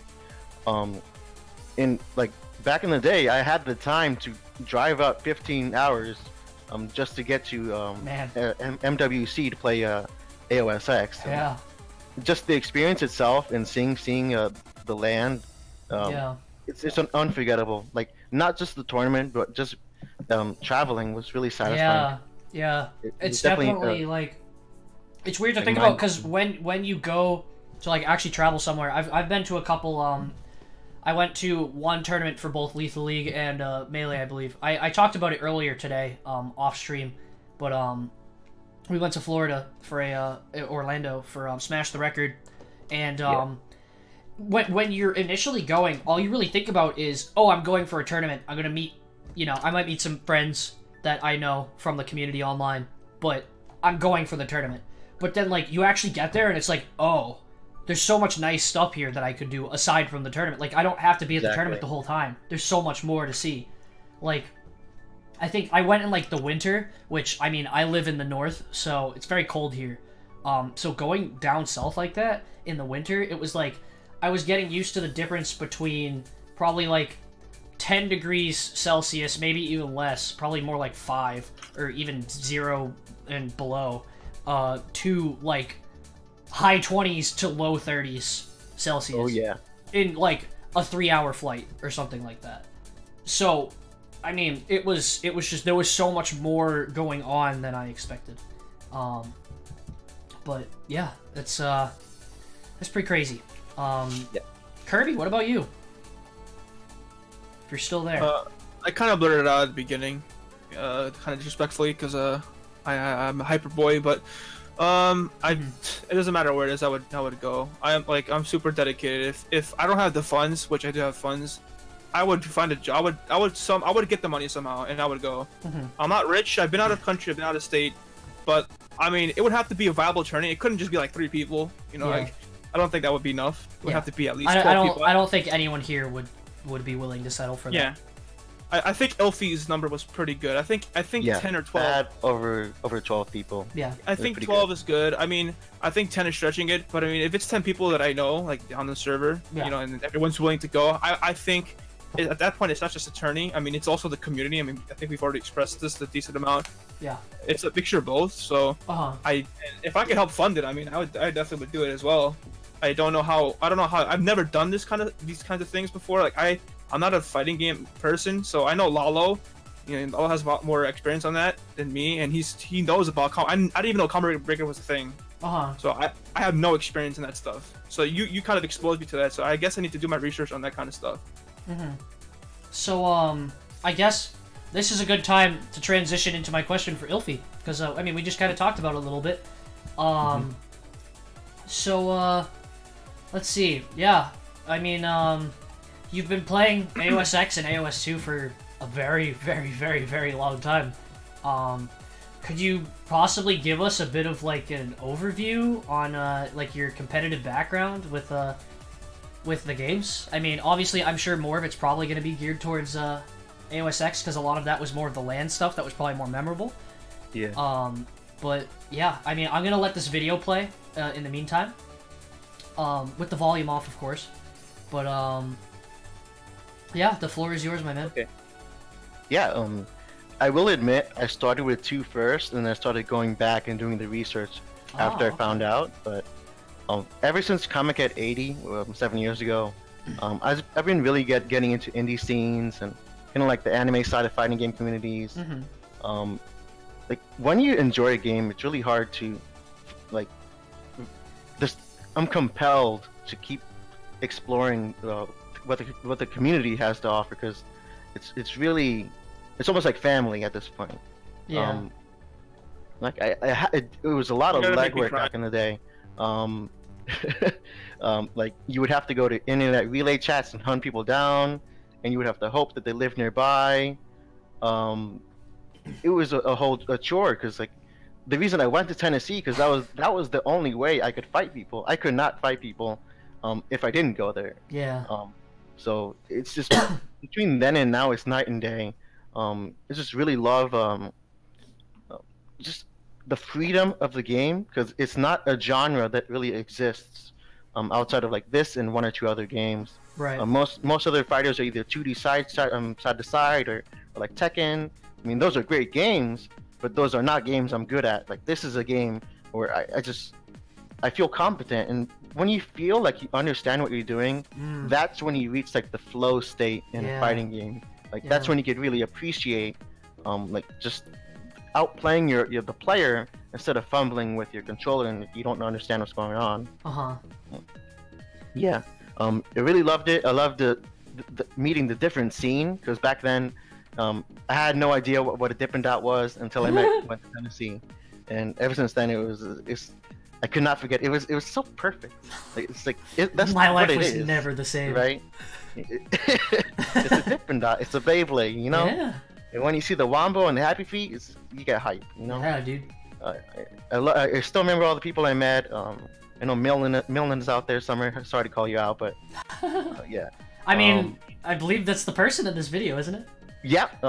I think I fought Mill in ground finals. Yeah, and, I think this is you Bane versus you versus Millen at MWC. Yeah. He's awesome. I'm sure he's around there somewhere, but I won't call him out too much. Yeah, the game has definitely changed. Like, if you go back to X, you have no idea what a bad matchup is until you go back to X. Like, X is just very, very unforgiving. Like, you have No Name, Hime, and Sora, and then everyone else is bottom tier. Yeah. Oh, I forgot Sora was playable. Yeah, Sora, they eventually added her as DLC.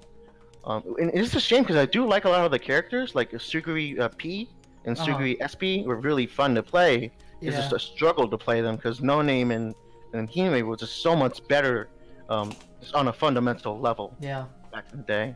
Squash, we don't talk about that character. Yeah. QP stands for Meta Knight, by the way. It's an abbreviation. Yeah. Yeah. The silence. I don't want to get into it. She's just too crazy. She was fun. But, I've never seen gameplay of her, and I plan to never change that. Like, she would just have infinites for days. Like, you wouldn't have to think about it. But yeah, that's another story. Just really appreciating how much the game has grown since like the Stone Age. Yeah. Where you had to go on foot just to really appreciate the game. Now I can just log into Steam and get a few matches in. It's not a big problem at all. Yeah. So I'm really happy and proud that it has come this far. Yeah. I mean, you've been running the Discord since. What was your motivation to make the Discord? Oh yeah, me and Frosty just like, and back in the day, you needed a way to communicate just to find a match and set it up. So part of it was just so I could get the hashtags and set up the IPs and this and that, so I could fight people. Yeah. But also I wanted to have a place where we could like dissect the game and really study and lab it out. Because when you work on the game to the next level, the mirror level, for example, which we've already talked about, there's really a lot to appreciate in the depth of the game because of how fluid it is and how much, like how far can you push these 12 attacks by setting them up this way and moving here and there, and how much meter you have and this and that. Like, there's just a lot to it if you're willing to dive in. Yeah. I mean, what else? I'm trying to think of like what more I could ask, because I mean, there's so much to talk about, but it's just like, so hard to I don't know. There's so much to think about that it's like hard to remember. It's all good, Rufu. Take it easy, man. This will be uploaded, so don't worry about it. You'll get to watch the rest of it. We could take fan questions again through the chat, or you want to only do the ones that we have? You didn't have anything else to say, Ilfi? I have one more thing. Okay. Like back in the day, we didn't know who was gonna publish this game. Right. And there were a couple companies where we were hoping that didn't get them because like Omega TH, like he ported Sora and it was like an abomination. Yep. And then there's Rock and Android where they had good intentions, but they're rushing it out and they couldn't fix the netcode. So like AOSX really suffered because it didn't get into like loving hands, I would say. So because of Fruitbat is really they're the only ones that really fixed the netcode to a level where we have the rollbacks, we have the spectate. It feels stable, and we didn't have that at all before. So I'm very thankful we got that. For sure. Yeah. So I suppose we can continue right on. I shouldn't use this computer. God, what am I doing? So much stuff I have to manage. I apologize. Let's see. So there was a question from Fush again, right? She asked something about matchups. Was that something someone else asked and you're just New. Nope has a question for you. Have you ever heard of the Chaos Dunk? I don't have the thing on it. Okay. Wait, they say it's as powerful as a 150 megaton nuclear blast or something. No, he literally just said, and I quote, "Question for New. You ever heard of the Chaos Dunk?" Yeah. Wait, which one do you want? Which text? Huh? We have, like, you sent me like we wanted to meme about this forever, and Nope sent me like 10 million fucking texts I had to answer. I don't know. That was the only one he sent me that was directed at you. Yeah, it's too late for me to dig this up. No, not that one, he says. Sorry, that one was just the quickest answer one. That was why I picked it. But I also don't like meme questions are totally fine. You know, we're here to have a good time. So, all right, question for podcast: who's the best girl to head pat? Oh man, important one. Yeah. Saki. Okay. Easy Saki. Yep. Nix, what do you think? I guess Saki. Okay. Yeah, Saki pat emote. Easy answer. Neon, what about you? Not so easy for me. Let's go with C. Good answer, good answer. Neo, what about you? I just jump on the bandwagon and say Saki. Saki, okay. Kirby, what about you? I'm gonna say C as well. That's what I wanted to say. Okay, well, I'm gonna split it half and half, and I mean, I don't know. I've seen some good Alte head pats, but I'm gonna go with C. I'm gonna go with C. She is made to be like an adorable yet actually terrifying character. No, she's literally made. She was literally made to be. Yes. Yeah, perfect for head pats. Verbatim, made to be. And then another fairly quick one. Actually, this one might take a little bit longer. Who's your favorite player to fight in AOS 2? New. We'll start with you. CST. CST. Ooh, classic. Big rivalry. Really cool. Yeah, I honestly loved that development between you two. It reminded me too much of Sonic Fox and Goichi and Dragon Ball Fighters, dude. Honestly. Which, like, was, you know, a pretty huge thing. I mean, it might just be because of the whole, like, Japan versus the world type of thing that I really enjoy. Because I think that's a narrative that takes place in so many games. Is Japan always has such a dominant scene because they're all just, like, by nature so dedicated. Versus everyone, really. Because, I don't know, they're just, like, such a dominant force that they single-handedly can take on everyone else. Nix, what about you? Who's your favorite player to fight? I would say Squash. He plays all the characters that give me a hard time, but gives me a lot of good practice and all my bad. I actually enjoy playing him in those matches. Yeah. I mean, I think both of those answers are definitely ones that would be expected, but are also like, you know, it's like I'm glad that you did use that answer. Ilfie, what about you? I'm sure you have a lot of people in your time. Like, I'm really tempted to say Sora forever, just because they're so distilled perfect. It's like you go hot, you go in, you punch them, and everyone's going crazy. Like, I just love that style. I know Nix also does that, and you can do that. But I mean, if as a serious answer, I do like fighting Neon. I feel like they're just very slightly better than me, and I feel like. I love the Neon Ilfie rivalry, dude. Yeah, I like it's fun. Like, I feel like I'm really getting put to the test, and I do meet in my match. Like, when you're fighting someone slightly better, that's when you start to learn, so you figure out your flaws. Yeah. I do enjoy fighting Neon a lot, and they play a lot of characters, so it helps a lot too. Yeah.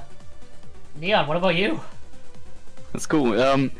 I've got two people, and I do have to agree with Ilfie to start off with. Like, we've got some really nice sets. Yeah, and I agree. I'm gonna say I'm a little bit better than you. Yeah, maybe, but There it is. Hey. We've been waiting all It's been 7 hours and 40 minutes, and finally it was said after all this time. Neon is better than Ilfie at AOS 2. But you heard it here first. I'm only saying that because it's been like a massive change over time and development.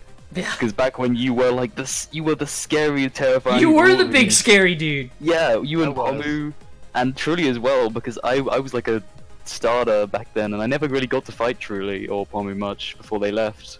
And getting past you was like my biggest first waypoint, my obstacle. And I think I remember Layla saying I never expected Neon to win that one, and I was like, I'm moving places. Yeah, you're damn right you did it, and look where you are now, you loser. It's always been nice having this sort of rivalry, so yeah, no, I always loved watching you guys play. And honestly, as much as I talked about how I didn't like the counterpick wars, that was kind of why I liked it so much, was because you guys just always you put your whole arsenal against each other, and like I do it for fun. I had Honestly, a rivalry like that great. with one of my friends, a close friend of mine, who I played Smash with all the time, and every time we'd play a best of 5, we'd always just back and forth. We'd bring out everything we had against each other, and it made it so much more fun and interesting. And like when I watched you guys' sets, it made me think of that all the time. And honestly, I was kind of sad when you kind of just like beat 3 of Ilfy's characters with Hime. That like last time you guys fought, because I was like, oh, what the hell, dude? Like, where's the tension? Everyone was like super excited, like, oh man, here's the Neon Ilfy set, and then it's just like, oh yeah, Neon just laser teched Ilfy for 3 straight games. Hime laser tech, 3 games in a row. Still in the game, dude. Still in the game. Never forget. All right. I do have actually 2 other people that I want to say. Are they Supreme 4 members? One of them is. Okay. And I'm gonna leave that one afterwards. First one I'm gonna say is Yawa. Oh yeah. Yeah, not just being like also from a GB player, you know, another British player has been great, but also I'm like kind of taking like the mentor position here, and the fact that I've watched Yawa change and get so much better at the game. Because I feel like I was giving a bit of criticism at the start, and then Yawa's worked on everything, and Yawa's good enough to like, you know, compete with me and compete with all the rest of the people. He's giving back now. He's at that point. And I feel like I've watched someone, you know, like grow from, you know, humble beginnings to great results. We talked about that earlier too. It is really great. Like when I think of a player who has gone from very, very, very humble beginnings to like just an all-around great player, Yawa's the first person who comes to my mind. Yawabunga! Yawabunga. Top notch. Oh, Remedy always providing the content we deserve. God bless. Alright. And the second one, if anyone wasn't expecting it, has to be Fush. Yes, of course. It's been the Supreme 4 rivalry as well. Kind of like, not necessarily like who's the best mirror, but just this, we've always had these, we call them mirrors from the beginning, like constantly just having amazing sets of each other, because when you put a mirror against a mirror, everything changes. And the game turns into something different. Right. And we've been competing like that for the longest time. And even though I say that nowadays I lose most of them because I think Fush has gotten better than me in those respects. It's always been so fun and so wild, and every game is close anyways. Yeah. And I love it. And that's been consistently there from the beginning. I've always enjoyed my games against Fush. It doesn't have to be mirror either. Like I'm mostly saying the mirror matchups. But we've been competing for a really long time, since like Axel 3. I think I took that one with like Irusaki. Was Axel 2 actually? Axel 2 was it? Right. You Pomu won the first one, and then you won the second one, and then Fush won the third one. With Saki, actually. Since then it's been great. It's just been like the competition I could ask for, like constantly, you know, asking me to improve. Yeah, and that's definitely what I've always really liked too, is that, like, despite you guys both being a part of the Supreme 4, you always did butt heads very back and forth over each other. That's always been really fun to watch. And I might end up going off on a rant here, but before I do, I'm gonna let Kirby give us his answer. So I'm very interested, because I'm sure Kirby probably will have the most diverse answer here, because I know that he's associated with a lot of different people than a lot of the people here are, which you know, if Kirby's here, then I'm here. Yeah, who do you enjoy fighting the most?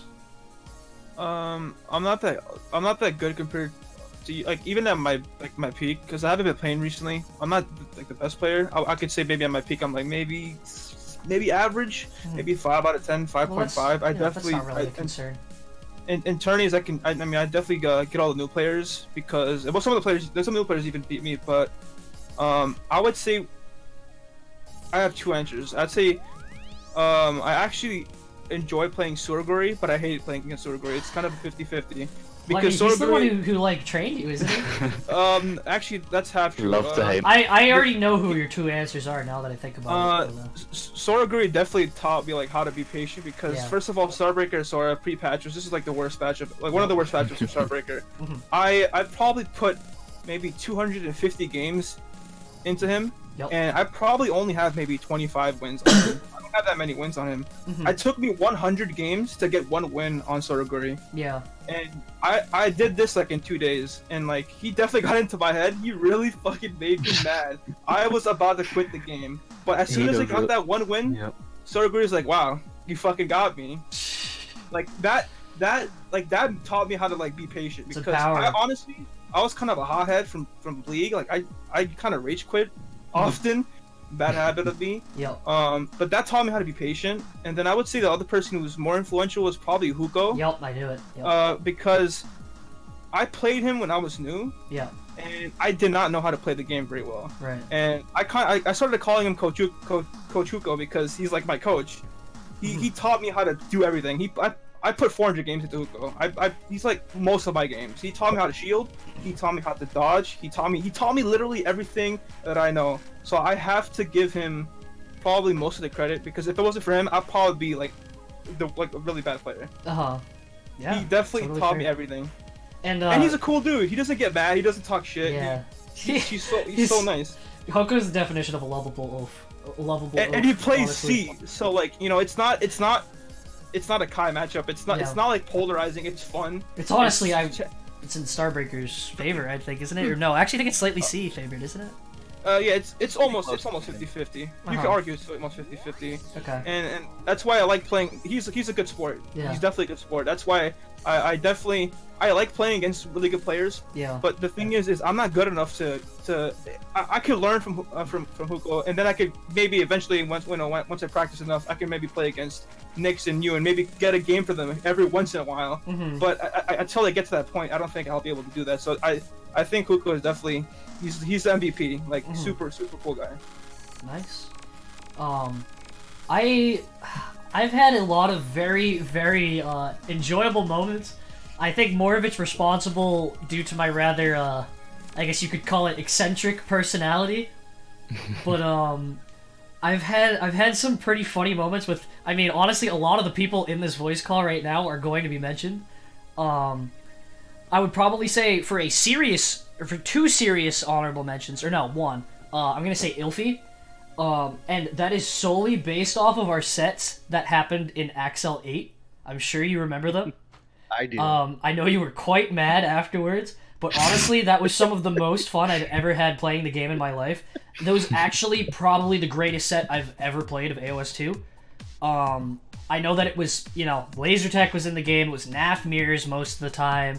It kind of ended on a really sour note because it was Alte Hime, and you kind of just, like, dicked me to no end until I just kind of died. And, like, you know, it was bittersweet and all, but, like, man, that was my moment where I was like, dude, I actually, like, can fight people. Because I've always been in a constant battle with myself of just like, man, I fucking suck at this game. Like, I'm so bad at this game. And, I don't know, it was, like, laser tech or not, it was fun. I had a lot of fun being able to, you know, to just, I don't know, to just perform, I guess. Because every tournament I've entered otherwise, I've done terrible. So it was definitely really nice being able to like even have the privilege of making it far enough to meet someone who could just like kick the shit out of me, and I'd like feel like, yeah, he'd kick the shit out of me. So that one definitely was a big one for me, because honestly, every other set that I've had in like the 2 or 3 tournaments I've entered in AOS 2 were awful. I didn't enjoy a second of them. No offense to anyone who I've played in the past, whether it be through like Hypernova, Axel 8, or like Axel 2 or whatever it was. You were on hiatus during that time, Flush. But yeah, that would be one of the honorable mentions. Another one is Remedy. And we just talked about it the other day, but God, that one time we did Mirrors was so funny. That was also the first time where I actually felt like I knew how to play Mira, because I had like landed my first couple wombos on Remedy, and like Remedy's so good at getting them on people that I was like, oh my God, I actually landed on a good player who knows how to manage their meter. Like, I did it, dude. Look at me there. Yeah, exactly. It was like, oh my God, dude, like my Supreme 4 boys are gonna be so proud of me. Even though I don't think I ever even told you guys. But don't worry, like, we're pros.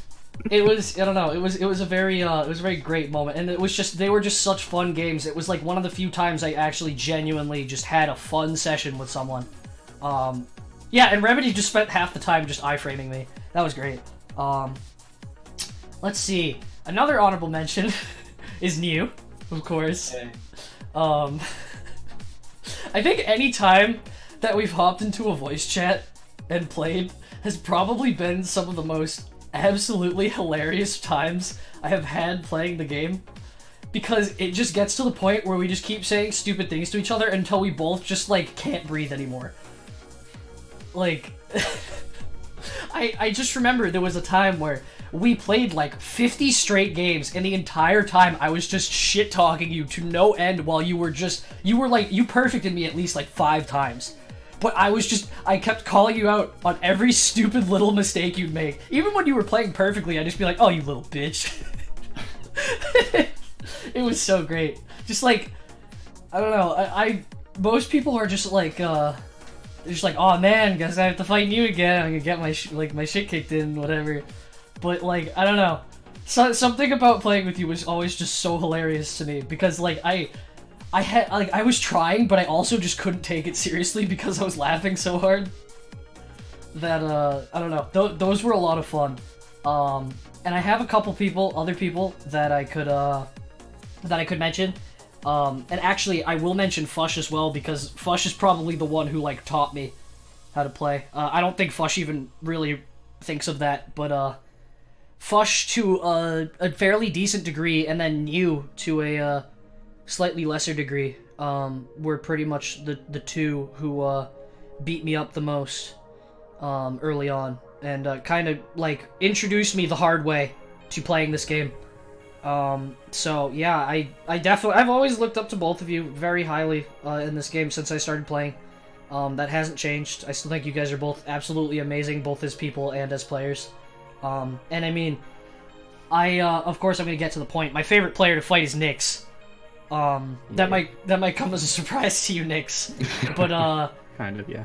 We've just played so much, and it's like, you're the one player who I can actually stand a chance against that just destroys everybody. Like, I don't know what it is, but like, we still manage to have close games. And like, generally I know that the characters I play have good matchups against yours because I'm playing like Alte and Nath against your Sumika or something. And like, but when we were both new to this game, you were still playing Nanako, and you had like 100 games or something like that. And, I was like, oh, dude, like, you know, this is just, like, some kid with 100 games. And you just, like, the first time we played, it was Nath Nanako. You, like, almost perfected me twice in a row, and I was like, what the fuck just happened? That was my first time ever being exposed to Nanako. And from there, we just, like, every time I'd hop on, Nyx would be in the lobby. And there were a couple times where I'm pretty sure you challenged me, even. And we would just fight each other non-stop. Never forget your first rival. And I mean, like, it's not even really so much of a rivalry, but it's just like I've played you so much. I'm pretty sure I have like more games with you, at least recently, than anyone else. That it's just like, despite the fact that you're so much better than me, I still feel like I can at least have a chance, I guess, which makes it more interesting, because like, I can fight Neo all day. He's gonna punish every little thing I do because he's so good at picking out habits. If I play Fush, he just like combos me to death, and I'm like, oh, well, okay, I guess I just don't know how to use meter, and I'm garbage. Neon kind of just like waits for me to press a button, and then I press it, and he's like, haha, my button's better than yours, idiot. Die. And then, I mean, Ilfie and I haven't played much recently, but, I will always make fun of Ilfie every time I take a game off of him. Because, you know, I have to. That's just our relationship. And I mean, I haven't really gotten to play with Kirby that much, and I don't want to leave you out here because, I mean, we have played, and we've had some interesting games, though I really hate fighting Starbreaker so much. Oh my god. But I'm sorry. I mean, that's not your fault. You you play the character that you want, dude. That's how it goes. I mean, you think I'm gonna go around? I mean, I already went around apologizing to every single person I laser tagged. It's not like, you know, and SLP spammed, and probably at this point Claymore spammed, War crimes. Yeah, I guess. I mean, that's the problem when you like two characters that just aren't in a good place. You know. To quickly elaborate on that, the reason why we don't play too much LoL is because around the time I started to play you kind of started to do more TO stuff. You're more invested. I mean, I was only really like basically all the time I played was like Fush kicking my ass era, New kicking my ass era, Axel 8, Laser Tech gets removed, and I attempt to still try and play Nath, but then I realize that I don't actually like Nath. And then I probably like Alte more. And then the phase where I'm like, oh hey, I forgot how to play Alte and I suck at this game and I don't want to play anymore. Yeah. So, yeah, exactly, Suguri. I don't know why you're apologizing to me. That's silly, but yeah, I definitely, kind of going off of what Neon said earlier, because I've been waiting to say this for a while, but I had to give all those people honorable mentions because I've had so much fun playing all of you. Neon talked about how he had watched Yawa grow, and I think that's probably my favorite thing about being a TO, is that I haven't just watched Yawa grow, I haven't just watched, like, a couple people grow, I've watched all of you grow from, you know, you were all very good at the game. I was so shocked when I first watched the Axel 1, or not even, Youngler's very first, like, intro tournament, grand finals between, like, Truly and Ilfie or whoever it was. Yeah. I was like, oh my god, I'm so glad this game has depth, I have another game I can play. It was eye-opening, and I was like, well, I guess I need to go get my shit, like, the shit beaten out of me until I'm good. That, like, you know, that's what I gotta do. That's how this is gonna roll. But, yeah, that definitely set the pace for me. But, just, like, it's been really amazing getting to see every single person, because, like, every tournament's only 2 weeks apart, and yet every time I come back, it's like, oh my god, dude, you're so much better. What are you doing? You can do that? Like, I thought that, like, only the really crazy Sakis do those, like, insane combos. All of a sudden, Jam shows up and he starts, like, getting these insane loops on me. And I'm like, what the hell are you doing? Stop! I want to play! Oh my god! Like, I'm getting, like, ruined right now. And, like, even just, like, the top players. I remember, like, when I look back at the old results, it's like, I see you getting 9th place, I'm like, that doesn't make any sense, that's not possible. Shut up. Yeah. I see, like, Neon got 9th place in Axel 1, I'm like, no, that's dumb. Shut up. Oh man, first one. And, like, it's just, it's so weird how much things have changed and yet how much they've stayed the same. But, like, every single person that has ever entered at least 2 tournaments, like, I have a very bad memory, but for some reason, and I mean, you guys know, I call Fush Remedy. I forget to set the rules constantly. You know, I've streamed Suguri TV by accident while I'm trying to stream on my personal stream. Like, I do this shit all the time. My memory is so fucking bad. But despite that, I still always remember when people come through that I know. Like, that is the one thing. Names, like, just looking at challenge brackets, every time I see a name. Of course everyone always says that those were accidents. Yes, that wasn't on purpose. I genuinely was calling Fush Remedy. Every time. Except for one. There was one time where I did it on purpose. And then after that I did it by accident again. So that made it even funnier. But, yeah, it was, I mean, like, it's just, every time I see someone come back, I'm like, oh yay! Like, I'm so glad that they actually enjoyed, like, what I had to provide and, like, you know, what the community had to provide even, so much that they wanted to come back. Like, that means that, you know, I'm doing something useful, I guess. Because I'm, you know, not really playing the game that much, so, like, you know, I want to at least do something that's, beneficial. But, yeah, no, that's just, like, that definitely is the most, meaningful thing that I have taken away from just from this community as a whole. It's just, like, I didn't really think about it because, honestly, like, I know that it kind of comes off like I really know what I'm doing and I'm, like, really, like, experienced, like, tournament runner. This is honestly... This is honestly, like, AOS 2 was pretty much my start to tournaments. I ran some Lethal League tournaments and some Melee tournaments, but like, this was the first thing I really started that actually started and became a thing that people looked forward to and were like, hey, I can't wait for the tournament because I can't wait to show off like how broken this character is or how amazing I am with this character. Like, just things like that. You know, it's just been, yeah. Ilfy, that's okay. I know, I'm not going to keep you guys too much longer. Would it be okay if I kept you until the end of this hour? Yes. You, is that okay with you? Yeah, that works. Neon? Same goes with me. Okay. That's fine. Awesome. Nyx? Oh, that's fine with me. Okay. But also, I kind of want to give a shout out to New, by the way. Yep. I cannot play someone like 4,000 games and not give them a shout out. Oh my god, dude, I know. You two went back and forth. Yeah. You guys are a big chunk out of each other's games. And he's about half of it. Yeah. Jesus, that's insane, dude. Was it 10k or News at 10k or above? What is it? What are you at next? 1,200 and I'm at 12,000. 3. Yeah, News at 12,000. I'm at like 9,200 or 300. Man. Yeah. 10k when? And Nyx is getting there. He's getting close to the, excuse me, the 10k. It's Oh, yeah. I mean, I'm even shocked that I have 2k, honestly. Which is like now like a lot of like the top players have like 4 to 5k. And it's just like, oh man, yes, I finally got the 2k. Like, I like never play, so it's nice to actually be able to like, you know, get there. I'm proud of having low games.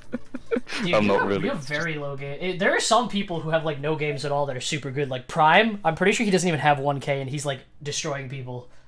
He's like taking Fush to the brim. It's like, what the hell?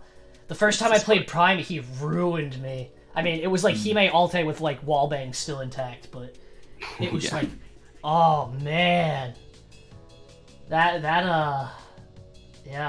really hurt. This show, yeah, games played doesn't really. It's a show of how much you're like experienced in some regard, but at the same time, you don't need it. Yeah. It's I don't know. That's you sit on the threshold below the big 3 in game count. Yeah. I think there was a point that was brought up. Speaking of wallbangs, since I just mentioned that, these transitions are all too convenient, dude. So, Nope has talked a lot about when it comes to balancing. We're gonna get a little bit back on this topic. I mean, it's kind of hard to avoid, but you know, he's talked about consistency was a big thing. Was how some things were being changed for some characters while they weren't being changed for other characters, and that generally, a lot of people would not consider wallbangs as much of staggers, or at least as good as staggers, like Kai staggers, Sora staggers, for example. Like they aren't as good because they're more situational, because I mean you have to have them against the wall. And yet wallbangs were nerfed, and Kai still has her staggers. Sora's staggers were buffed. Alte was given staggers, basically. Starbreaker still has her staggers, though they aren't infinite because she has the ammo count. You know, like, it's kind of interesting to think about, because when it comes to balancing, it's so easy to forget things. Like, things like consistency, where, you know, you have, like, just little things that you forget can make a big difference. I mean, there was a bug fix that was like, oh, Sora and Suguri's charge shots don't disintegrate the second they hit the wall anymore. And now all of a sudden, it's like, oh, that was a bug fix, because that's not supposed to happen. That has to do with that it's related to the Beyblade edge failure, where the walls are just too, like, I guess the way the devs put it to me was the walls are too aggressive. Which is very, very humorous way to put it. I've never heard that. That's an amazing quote. The walls are very aggressive. Yes. Also very aggressive. And so I was like, oh, okay. So we should fix that then, right? Like, you know, that's a bug. It's not intended. It's not an intended feature. And they were like, yeah. So, you know, we'll change it. And I mean, I got it changed, and I tested it, and you know, it worked. It looked fine. And then Nope comes to me, and he's like, yo, dude, why is no one talking about the Sora and Suguri changes, dude? Oh my god, they're nuts. Like, these characters are gonna be so good now. And there's this change to make Sora's lunge harder to do and easier, like, not as easy to get a second, like loop off of. And then all of a sudden Sora can now do it easier because of, like, the way charge shot was changed against the wall and stuff. And I mean, I think the amount I see Jeraven saying that he thinks the devs listen to us too much. I honestly think it's neither too much nor not enough. I think it's both and neither at the same time. I think that there are times when they listen to us too much, and there are times when they don't listen to us enough. And that I knew you'd say that. Yep, there it is. I mean, it, you know, it feels kind of bad to be ignored, which, you know, some changes are stupid. I mean, every game, that's how it goes. You go and look at the Steam forums for 100% orange juice, dude. Why can't I get my gacha tokens in single player? This isn't fair. You guys are you guys are making me have to play online mode, the worst mode in 100% orange juice. How could you do this to me? And it's like, you get a banned stop breakup. Yeah, and it's just like, can you just never speak? Like, please? But on a more serious note, it's just an inconsistency of taking every little thing we say very literally and completely ignoring us at the same time. I think is the problem. Is that there isn't a happy medium, and that the community, not only can the devs not find the happy medium, the community hasn't found it either. And yeah, I think it's a bit of a fault on both sides, and we're not mutually agreed on everything. Yes, I mean, we're not mutually agreeing on anything, really, I would say. That leads on staggers. It feels like we're on two totally different pages, for the most part, as far as general consensus from the community goes to the relationship with the devs. And yeah, no, exactly. There are some changes that were good, and that's what I'm saying. There are some changes that end up working out, but they're mixed in with a lot of very problematic changes. And you know, there were things like bug fixes. Alte's shock rod was a bug fix because sometimes if someone like dashed over Alte while she was in her like startup animation for shock rod, it would like select the position where they were the second that she launched, and it would go to that position. So if they were right on top of you, you wouldn't move. The idea was, well, the max distance should always be the same. She should always be moving at quote-unquote full distance, right? And it, you know, it didn't work out really, because now she goes by full distance. Now full distance is the stage. She goes, like, I had tested it, and there were some times where she flies across the stage if you space it well enough. You know, and it's just things like that. And then, as I mentioned, the bug fixes with the Suguri and Sora stuff. And then there's the barrel change. It still works, but it's harder to pull off. You have to be a lot more precise with it. But it also spawned a new bug.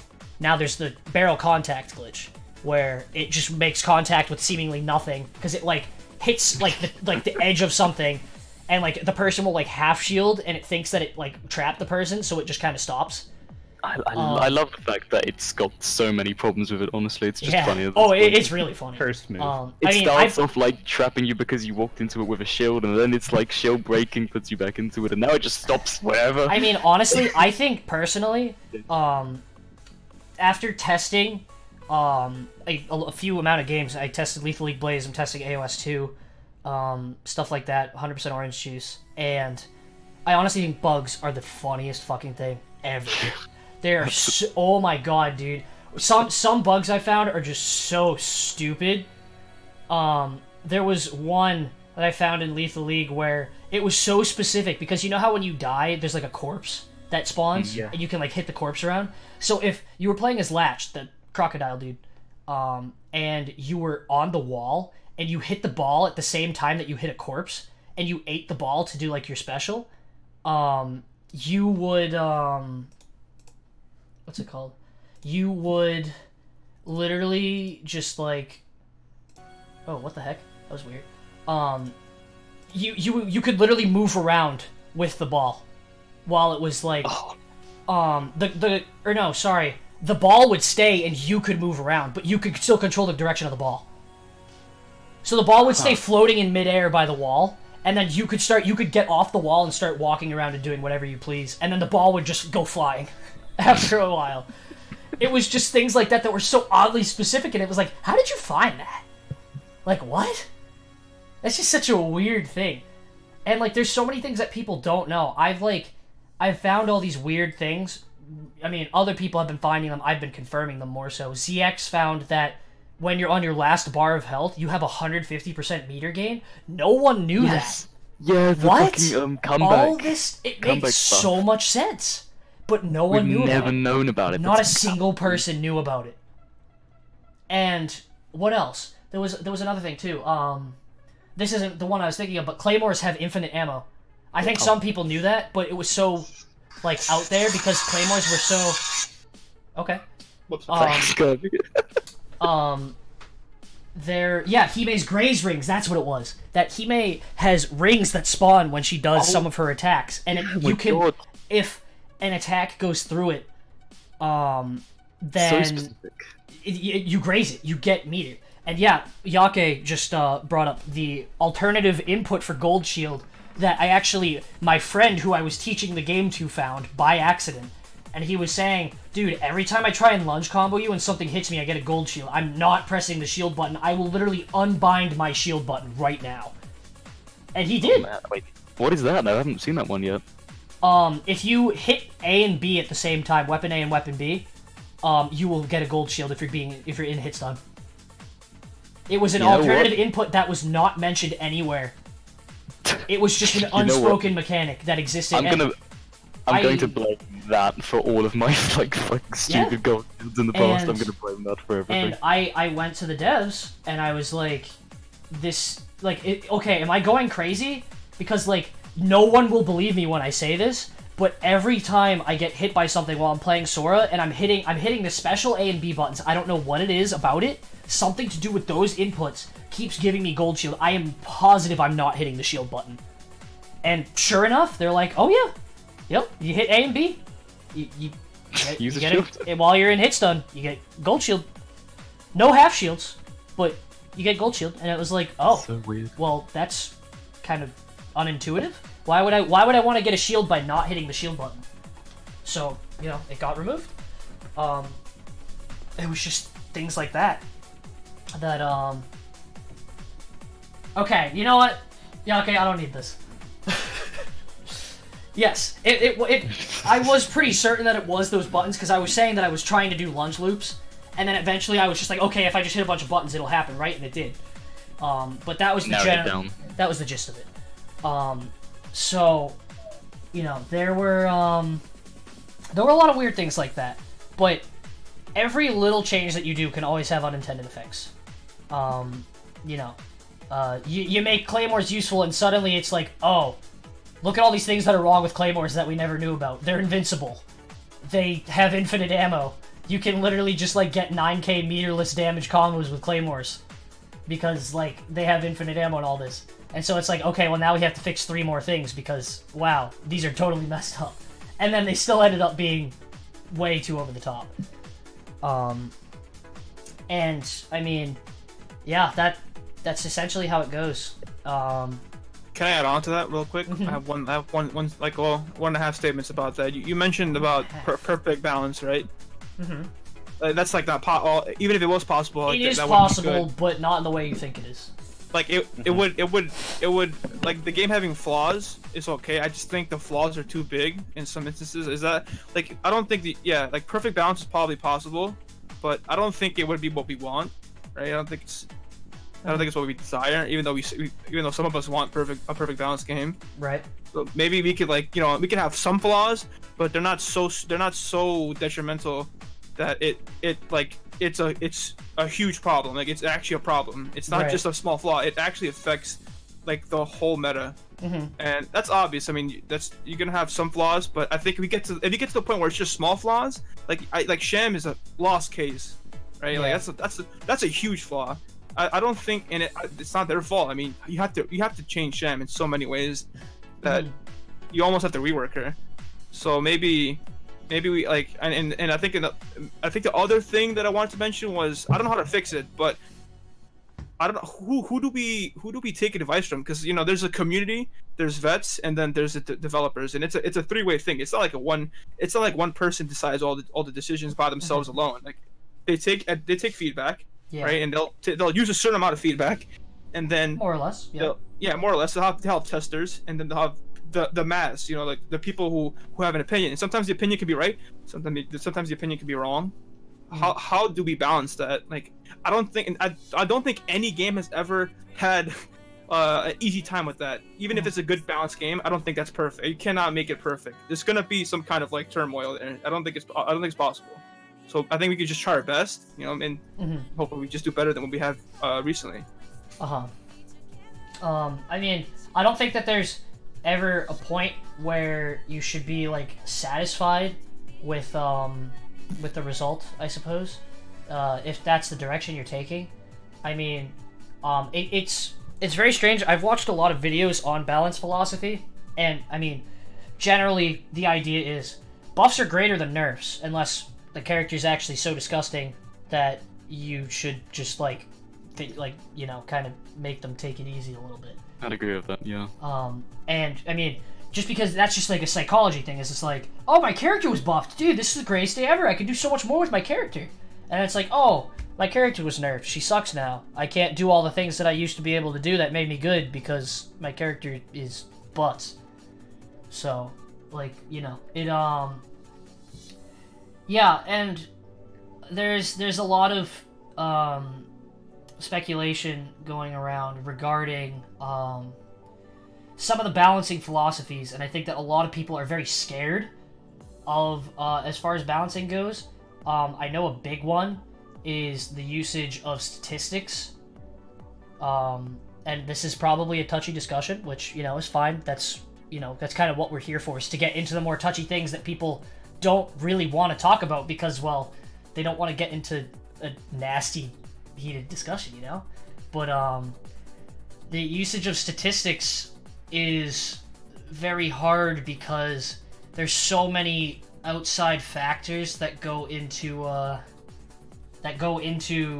making them less accurate, much less accurate, I might add, because there's factors like you're accounting for every single player of all skill levels.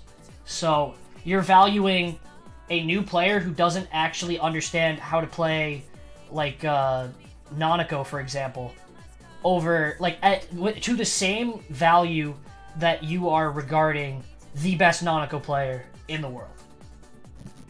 So that and yes, what Fush just said, there's so many other things too.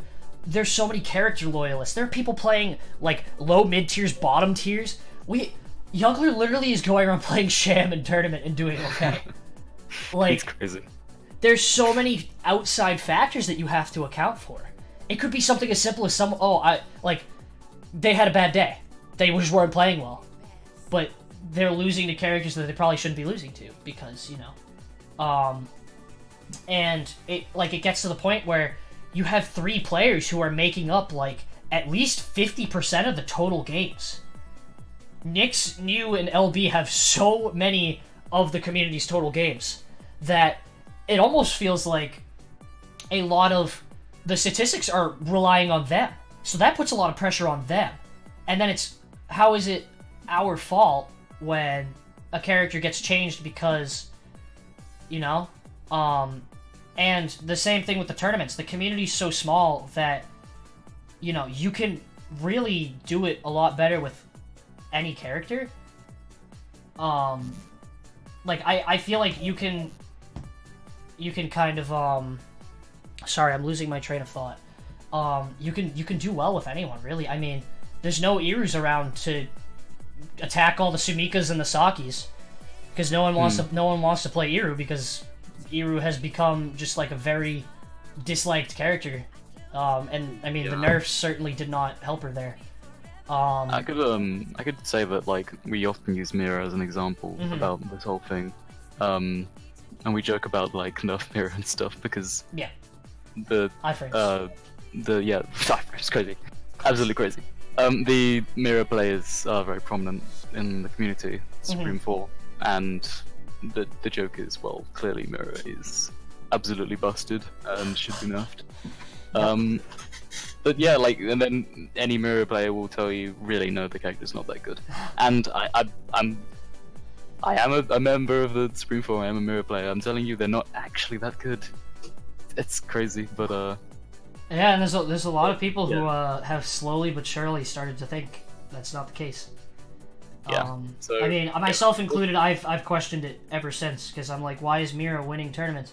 But then I realize it's just like, oh well, Flush is just ridiculous that she can just like compete with people with Mira because she's just so patient, so good with meter management, so like deadly with her combo game, and so aware of every single matchup and has done so much labbing that she can compete with people who haven't done the research, despite her character, you know, being considered not as good objectively or subjectively for this matter.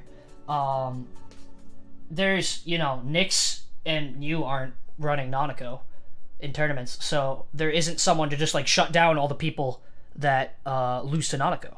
There are several characters missing from the equation at high levels. There are some characters who literally have no representation at like the top level, aside from people who will like the top players who will just happen to roll them off random. Like, you know, it's just like there's characters like Nath, who is very highly regarded. People only use her for counterpicking. There's like those couple matchups, and then like the rest of the matchups are just kind of forgotten. You know? And yeah, it's kind of weird because a lot of the characters considered top tiers are kind of underrepresented. We might have to talk about Kai there. I do have to mention that. Alright, well, I suppose this will be the closing segment, because I do want to get to what Kirby J wants to show. Out of curiosity, Kirby, how long is that video? Only a minute. Okay, cool. That's perfectly fine. We don't have to wait too much. Yeah. And new is gonna be. I'm going to let the others speak on this one before I say anything. New, do you want to take the floor? I think New should lead, yeah. Oh cool, is it like about Kai, why she's like stupid? This is the Kai discussion, yeah, because it needs to happen, doesn't it? Try to be constructive about it, yeah. Yeah, okay, cool. I try to be like very subtle about it. First of all, like, if Kai plays cold, and if Kai like lands one dash weapon A, which is a completely ridiculous move by the way, and I can explain why really quickly. Dash weapon A does asshole tier damage in an instant. It's unburstable. It's unburstable instant 1k damage from the fastest character in the game. Please keep that in mind. The fastest character who can also stagger, which is a very controversial mechanic to begin with. She can mix up into this very attack from various of her attacks. Including staggers. It's not very hard. Yeah, for instance, it's not very hard to land. You can do some ridiculous setups with clones, and talking about clones are fucking ridiculous. They were like already decent before, and now you like spam them, they zone like fucking crazy. Some characters like get completely torn apart, and then Kai just runs away and laughs her ass off while she spams them for 3 meters. You can't graze those. You can't graze them. You can't get anything off them, and she gets 3 meters off them. She gets to hide behind them, and she's still the fastest character. Why can't she do this? And she has daggers. Did I mention that she has daggers? Daggers are fucking stupid. She's like mega hands. There's a set online. I think it's new in CST, where CST literally just summons so many clones so quickly that he gains like a whole bar of meter like instantly. I remember you pointing it out to me and being like, "What the hell happens here? She can do this?" The scary part is the meter gain isn't the main thing. That's not the biggest thing about it. It's not. It's just that's an extra. That it doesn't feed. It's like ear mines.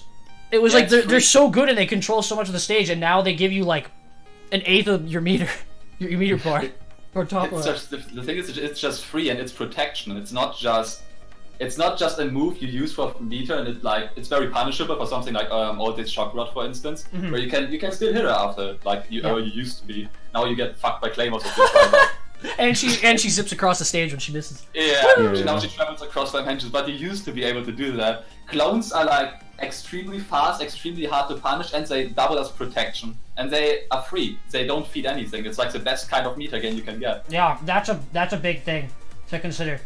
They don't feed anything. Yeah. Almost every attack in the game feeds meter, even the best of moves. It's such a silent thing. It's such a silent part of the game. Is meter feed. Yep. It's like you don't realize just how much meter you get from other people attacking. And that's why Iru is such a controversial character, because her missiles have we could do a whole lot. Meter feed. I don't think we need to do that. Because I did promise you guys that we would only go to the end of the hour. Right. If you want to give closing thoughts on the character new, I'll probably let other people give brief responses, and then I think we'll probably wrap it up there because it's getting late. You mean Kai or Iru? Kai. Kai. And nerf dash weapon A, nerf clones, remove staggers. Thank you. It's fair enough, yeah. Yeah. Agreed. Yeah, I mean, does she have any weaknesses? I feel like No. all of her stuff is just really good. Like the only punishable attack is held weapon B. So even though she has kind of low damage on the face, if you're good at the character, you could just keep comboing over and over. It's kind of a little bit of too much of everything, a little too good at everything. I also feel like blazing is something that isn't really talked about too much. That like you can kind of just go full heat, and then she just kind of cools down on her own. Yeah. Like there's that constant like, oh man, I hit you with an attack, but you happen to get out of blazing the second I hit you with it, so now you're taking way less damage. And I feel like that's not really mentioned too much, because that's something I notice all the time that happens in tournament, and I point it out when it does happen. I do my best to point out little things like that. But like, it's such a weird thing, and like, I think that's okay for her character, because that's, that's her thing. Blazing is her thing. And I think it's a really cool mechanic, but it's just like, it just adds, like, piles on so hard. And it's like, I mean, you don't even need to use it, because, I mean, why would you play Hot Kai anyway? You could just play her cold and literally destroy everybody. But, like, yeah, I mean, I'm fine with it. It's just, like, another thing, I guess, is the way I see it. I'm not really advocating for it to get changed, but it's just like, does she really need all of that on top of like a great passive mechanic? Yeah, if I can add a little bit to that, is just that, because you were saying like things which aren't usually talked about, she just has a very balanced kit, like in terms of she's got a mix of burst sticks, she's got melee strength and potential, she has zoning, and she has beam attacks. It's everything you could ask for. The only thing she doesn't have is range. That's like, but it's not too big of a deal. A lot of people said to me that in the first patch of Steam release, or the first version of Steam release, I should say, this was when clones only had the single kick, and Kai was virtually the same otherwise. Most people considered her to be like a baseline character, was a word that was tossed around. And what that means is basically like, this is a character that's in a good spot, and if I wanted to find like a level where I could put characters in terms of how good they are, it'd be around that level. That was what a lot of people told me. And I mean, things were said like that about Suguri too, where it was like, I mean, it's nice, but why? Why is my character getting buffed like that? And it seemed like things were happening without a reason, and a lot of the community felt like they were left in the dark. I know a lot of people are saying that they feel like they can't play the game because if they keep winning with their character's gonna get nerfed. And that if they keep willingly losing with their character, then they can just tank their character's win rate, and then it's perceived that, oh, this character's the worst character in the game, let's buff them. Because they're not doing well. So, like, you can kind of cheat it, in a way. I wouldn't be surprised if it's been considered. Like, unironically. Can I do the closing statement on balance? I think there's a lot of like disagreements on this. In my personal opinion, I'm not as good as everybody here, but I played League of Legends for 2.5 years. There's 7 million people playing that game, and there's tons and tons of disagreements on. So there's 100 characters. It's a lot more to deal with. It's super complicated, but I think that this game has an advantage because there's only 15 characters. So I think once we get rid of some things, it will be a lot easier to fix overall. So my personal thoughts for characters, real quick, I would say is like, okay, I know Kai. A lot of people hate Kai. I know people want to remove everything off of her. That's, you know, staggers, the dash, down weapon A, the heat gain. But I think a good way to do this is, in my personal opinion, you should look at Mira, you should look at Nanako, and you should look at Kai. I think Mira is definitely, you know, Fush makes Mira look fucking amazing because Mira is, you know, people think Mira is great because Fush is great, and other people are really good at Mira. I think Mira is like 2 buffs away from being mid tier, or maybe a buff away from being mid tier. I think if you buffed Mira like in very not specific, insanely, like certain ways, she would end up becoming one of the best characters. Yeah. You wouldn't want to buff her too much, right? But I think Mira's almost a baseline character. I think if you give Mira 1 buff, that's not stupid. You give her like a fair buff. I don't think you have to maybe rework the entire kit. Maybe you can make Mira a baseline character because people can do crazy stuff with Mira because they're good. But I don't know. If you're good with Sham, I mean, what can you do with Sham? You can't really. I know people hate Sham and love Sham, but what can you do with Sham? There's not much you can do. I feel like, as far as baseline characters go, it's better to take something that already exists than to try to create one. We're all very careful about Mira. Otherwise, like, I don't know. It just seems to me like I don't want to change Mira. I just want to make that clear. I don't think you have to change it. Yeah, I'm trying to think of how to word it exactly. I think you said buffing is better than nerfing. I mean, generally speaking, it's perceived better. That's what tends to keep people. That's what tends to keep people interested. The reason why I specified Nanako, Mira, and Kai is because, remember, Nanako was a demon child. Like, everyone thought Nanako was broken, and not a lot of people play Nanako right now. So she's still good, but I think instead of nerfing Kai on 3 spots, maybe let's nerf Kai on 2 spots, right? Because I think jumping too fast is not a smart idea. I think we need to take our time with that, because I know Kai is strong, right? But maybe take staggers off and take down weapon A off. Maybe keep clones, or like pick 2 of 3, right? Let's not go for the full 3 yet. I think jumping the gun might be a mistake because we've jumped the gun on a lot of things, and then that ended up creating other problems. I think we have to take it easy. I mean, I personally think that just less things need to happen at once, change-wise. Like, I agree with that.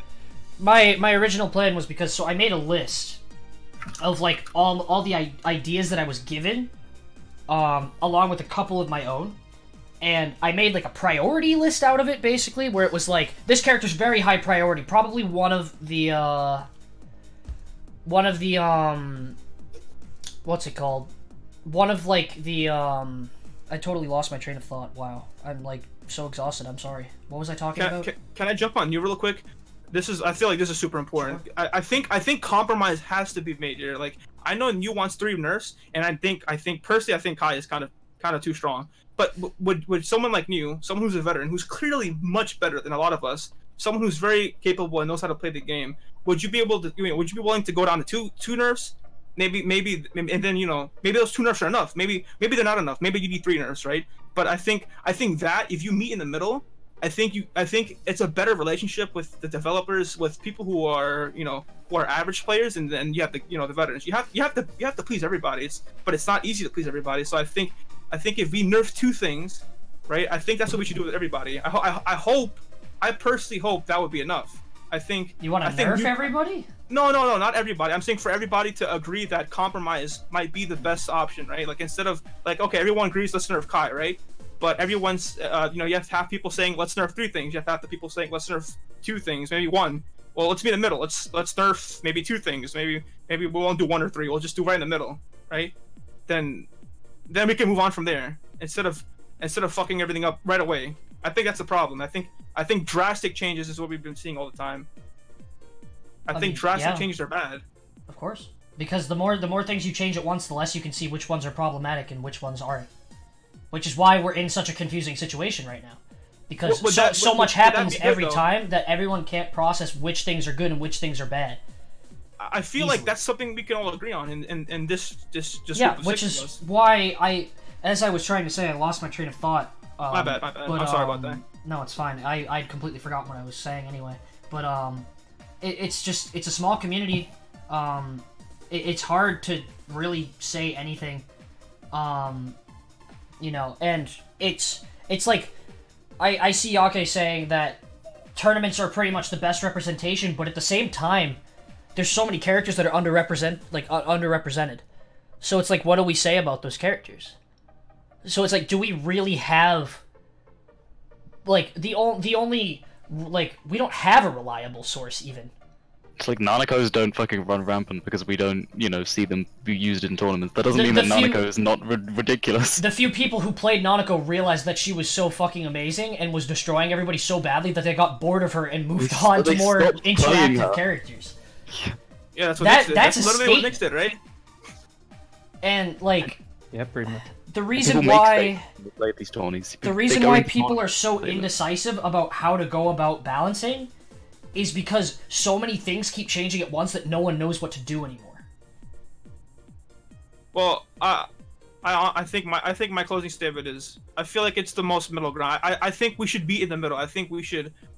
What do you mean by meet in the middle? By compromise, right? Like I just said, like you think Kai should get three things nerfed, right? And I think Kai is strong. But let's say we can't get 3 nerfs. Let's say that they just agree to disagree, right? Okay, so then let's go 2 nerfs. I think that's where we should start with all, because we're not gonna get anywhere if we completely disagree 100% on one thing. Just take it one at a time.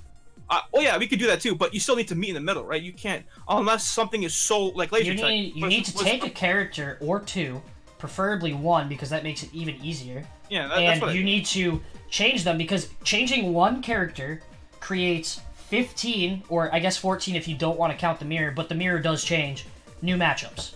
That's a lot. No, that's not something that's thought about very much. Laser tech was universally agreed on that it was kind of a dumb thing, right? Would you not say that? Of course, it wasn't. It was objectively not good.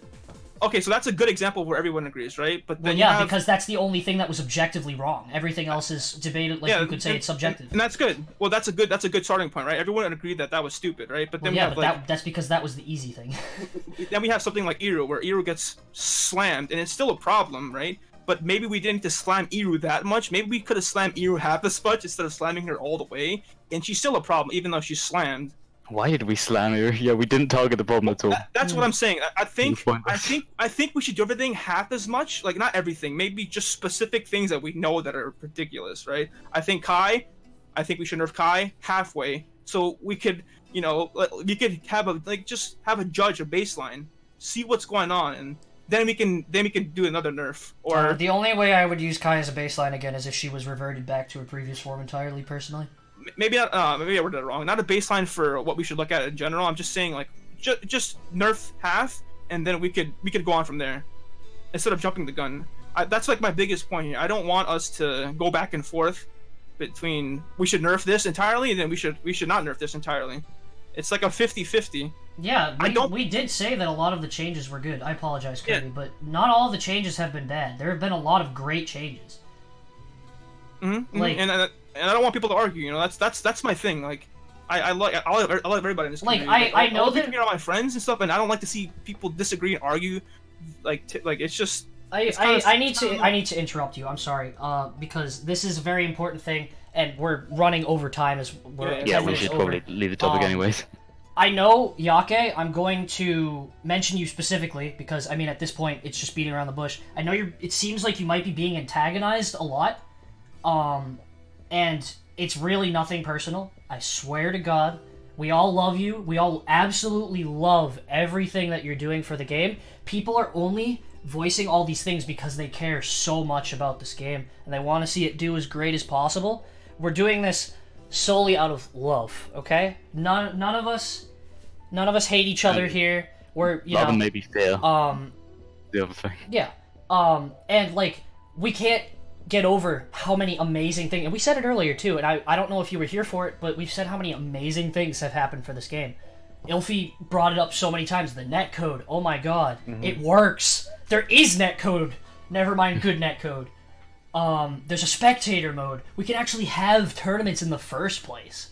Like, there's game counts, you can actually see, like, your own progress rise, you have win rates with all your characters so you can see who you're doing well with and who you aren't. Like, there's even little things like customizable stuff. Like, yeah, the netcode's really good. And I just want to make it clear, that we're not against you here. This isn't you versus us.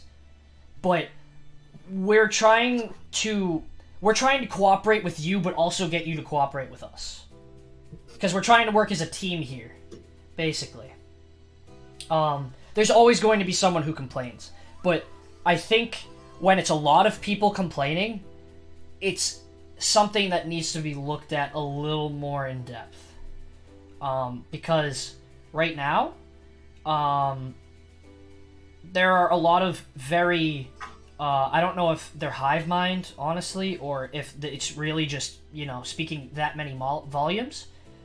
But every single person when the patch dropped was like, Iru is dead. You know, it was a joke. It's funny. Ha ha ha. We all hated Iru and now she's dead. Bing bang bong boom ding dong, the witch is dead or whatever. They cry in a corner. And, you know, yeah. And now, to this day, everyone's still saying Iru's dead. And, you know, it's the same deal with Kai. Everyone is saying, oh, I don't like these Kai changes. And I'm not saying, oh man, that 100% means just fucking dumpster Kai, dude. Already, get it over with. You might be saying that, but we'll keep that a secret. Hey. Damn you. But I didn't say that. Yes, actual closing statement. That's my actual closing statement. There's a lot to say, and there's a long way to go. Maybe there isn't a long way to go. Maybe we should just stay where we are. There's no right answer per se. But everyone's here right now because they love this game. They want to see it do as best as it can. They want to see it grow, and they want to see people show up, and they want to see, you know, everyone wants to be happy. That's always what it comes to in the end. And yeah, I've seen the OJ character changes too for 100%. It's nasty. I know. And that community's a lot more vocal because they're a lot bigger. And yes, what Jeraymond said. I know that's pretty similar to what I already said, but you know, that's what it is. So yeah, alright. That being said, it's late for me, never mind these poor European fellas. And I know that they are dying to get a good night's sleep.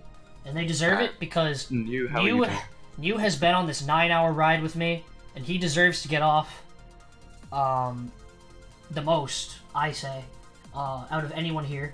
So, I think what I'm going to do is I'm going to show off Kirby's video.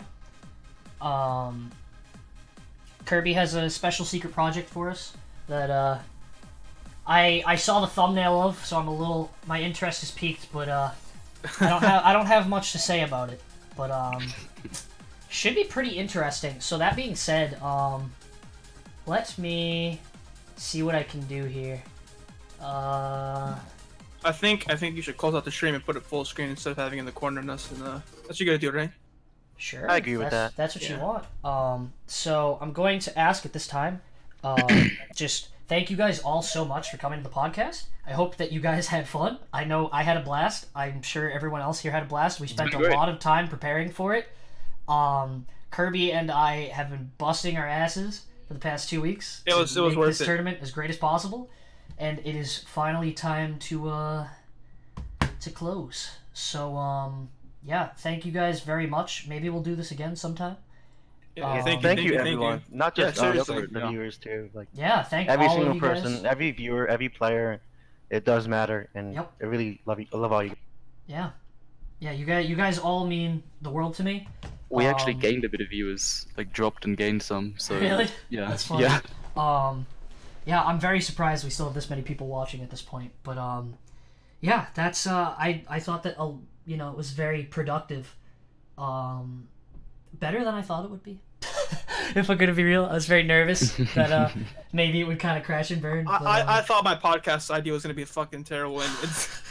No, I'm so happy it's not that bad. But that was pretty good. You know, it's very nice being able to get a group of people here, and thank you so much to Remedy for the music. Thank you so much to Kirby for all that you put into this tournament. Thank you so much to Kelsus for all of the art that you provided us with, these 6 beautiful chibis, the beautiful banner promo art that we got. I cannot thank you enough. It was really nice of you to do all this last minute for us. Oh my god, because I felt so terrible for a lot of that. That we were kind of rushing you. Don't forget the extra prizes, the golf. Yes. Golf, thank you, golf. Thank you, Yake. Yes. Who else are we missing? Thank you guys very much for all the support that you've given us over these past 9 or 10 months or so. So I'm gonna shut up now. We're all gonna shut up a little bit, and I'm gonna show off this video. I'm gonna ask that everyone in the call mutes or leaves depending on what you need to do. Either way is perfectly fine. Thank you guys very much for stopping by, and let's watch this video, shall we?